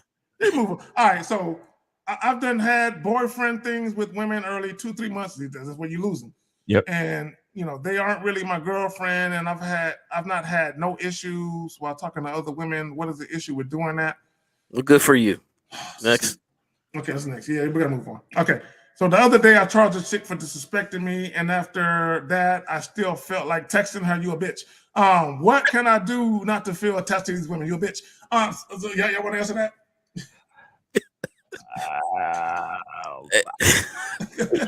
Look, all right, I'll say it like this. Try to have a man mindset. Shout out to Steve Dean, right? Understand that as men, we're logical, right? Well, so that means you can't stay Steve Dean if Peach Rose is still in the shit. She might break out a deal with them. It's all love, though. I'm gonna do my best impression. Listen, surface dweller, you're a fucking loser. Listen, all right. No, but seriously. Think logically. If you're a man, think logically. It's either 1 or 0. Like just like Jay Roman just said, he didn't put maybe on the fucking sheet. He put yes or no. You understand? So if a chick disrespected you, that's a no. You don't need to talk to her after that. And again, why are you still feel like texting her? Why not text a new bitch? Why not set your sights and set your focus on a brand new chick that hasn't disrespected you? You understand? Give the chick that hasn't disrespected you a chance. Why you want to give the chick that disrespected you more chances? Miles, she bad though. Well, be honest with yourself. If you like to be disrespected, then go ahead and text her then. Like, that's simple. Like, it's about they want the baddest chick regardless of how they're treated. Mm-hmm. Because they feel like if I can get her to show with me in public, I can get validation that I'm that dude. No, you're not. You're a bitch. You've always been that way. So I'm gonna answer this question for him. I don't know how you pronounce that. VIV, V1V. One, change your profile name and get a name. Stand strong on that. And then 2, what I can tell you is this: how about you get some other shit to be busy in your life? Start a business. Start, do something different. Accomplish what you want to accomplish in school. Start attacking jobs. Sometimes the reason why is because you at home, you ain't got nothing to do. You're not busy with anything else. Get busy with something else to distract yourself. For one, to attach. I feel attached to these women. Well, distract yourself for something, but truthfully, basically, what you're gonna be working on is your discipline. You need better discipline. Because if a chick disrespects you and you already moved on from it, then that should be that. It should be discipline. And I don't think they. I'm getting long-winded, Miles. I'll tell you this, though. I don't think people really understand the game because it's not enforced where it's just them. Right. Like, my behavior is already to let it go. Mm-hmm. So I don't have this question in me. Oh, I'm thinking about texting her again. Stop me, fellas. Nah, I ain't got to do that. Like, it's already done. Facts, It's man. done. So, you got to get to a point where you're disciplined, where somebody disrespects you and you remove them, that it's just done. It's over. That's it. Exactly. And I just want to say back to I've done boyfriend shit in 2 to 3 months and I haven't had any issues. If we analyze the entire situation, we could find some issues that you probably not seeing your damn self. But I just wanted to, Yep. So and we're gonna finish it up because we got lives. Yeah, motherfuckers. I might not think we got lives and shit. Yeah, I got. But not only that, but we got women that actually want to see us. I told y'all behind the scenes. I got some. Are you in a suit? You in a suit jacket? You look like you ready to go right now. There is a woman that like, nigga, are you done? Right. Yeah, for real. There's a woman somewhere that want to fuck with one of us. You know what I'm saying? There might be multiple women in some cases. So real quick. So for all y'all that in attendance, like the video. Hold on real quick. Let me do something real quick to make sure that my bros is taken care of. Where's it at? Give me a second, gentlemen. I'm kind of fucking up. Wait a minute. Where the fuck did the shit go? Oh, there you go, right there.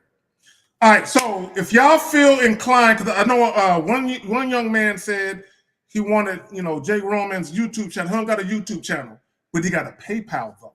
Right. So you can bless him that way. You know what I'm saying? And we know Miles got, he got the bad boy membership with his homie Lucario, but he also got the masculine identity. But he also has a YouTube, not a YouTube, but a Cash App that y'all can fuck with the nigga on and bless him with that. Exactly. Y'all go ahead and say what y'all gonna say. Then we might bounce. I'll let Miles go first because I'm long-winded, man. Okay, yeah. So guys, as usual, the Cash App is $Miles in the Game, so y'all could donate there. I'm also on Instagram at Miles in the Game. I'm Miles in the Game on Instagram, and then also make sure you check out the masculineidentitymembership.com. Go to masculineidentitymembership.com. Check me out over there, where you can get videos that are anywhere from 30 minutes to over an hour long, explaining things like how to be grateful, how to have an abundance mindset, how to know who you are, how to create a sexual identity, and so many other things. And also go to badboymembership.com, where Lucario has a bunch of content giving you literally the best dating practices, step-by-step tutorials on how to date, how to holler at women online, how to do online dating, how to flirt, how to talk, how to have a mouthpiece, all that stuff, confidence, everything. All right, so go to badboymembership.com. It's your boy Miles Cunningham. Shout out to Jay Roman. Thanks again, K Zaggin, for allowing me to be on the Manhood is a Skill Set show. Appreciate you, homie. All right. Appreciate that. Let me say this. Okay, you're not a bitch, bro, but you have bitch actions. Okay, I need y'all to understand there's a difference. So if you feel offended by something that I said, don't take offense to what I'm trying to help you. I'm trying to look. Let me tell y'all something. I'm finishing with this. The problem with you niggas is there used to be a time where you would go into a barbershop and there would be nothing but men there with their children. Right. Now there's nothing but women there with their boys. Right. So niggas can't even have conversations amongst men like they used to. Exactly. My thing is, dog, if you felt like a bitch, you I mean, come on, man. Like, you sitting here gasping if you should text a woman that disrespected you. Like, stop lying to ourselves, man. Like, at some moment, you got to wake up and be like, damn, I just did a bitch ass move. I need to correct that. And that's why we don't learn anymore, because we don't really have honest conversations about our actions and who we are. If you're pondering to text a girl that disrespected you, what would you call that? If your boy said, hey, man, this girl disrespected me, and dog, I just want to text her really bad. Like, I just really want to text her. What would you tell your boy? Now tell it to yourself. I'm just like the verbiage. Like, come on, man. Like why'd you do that? Like, my bad, man. Thank you for getting it, VIV. Thank you for getting it. Okay, it's not personal. We're trying to help you. Constructive criticism, and it's gonna hurt. Exactly. We don't give you niggas ice cream. We give you niggas ice chips that hurt your throat when it's going down, nigga. With pills. We don't give y'all niggas want ice cream and shit. We don't do that for you bitch ass niggas. Yeah, you're not a bitch ass nigga. I gotta take it back. Niggas might be upset. All right, so anyway, all right, man, we out this bitch. We out. Peace. Peace. Donate, like the video. We out.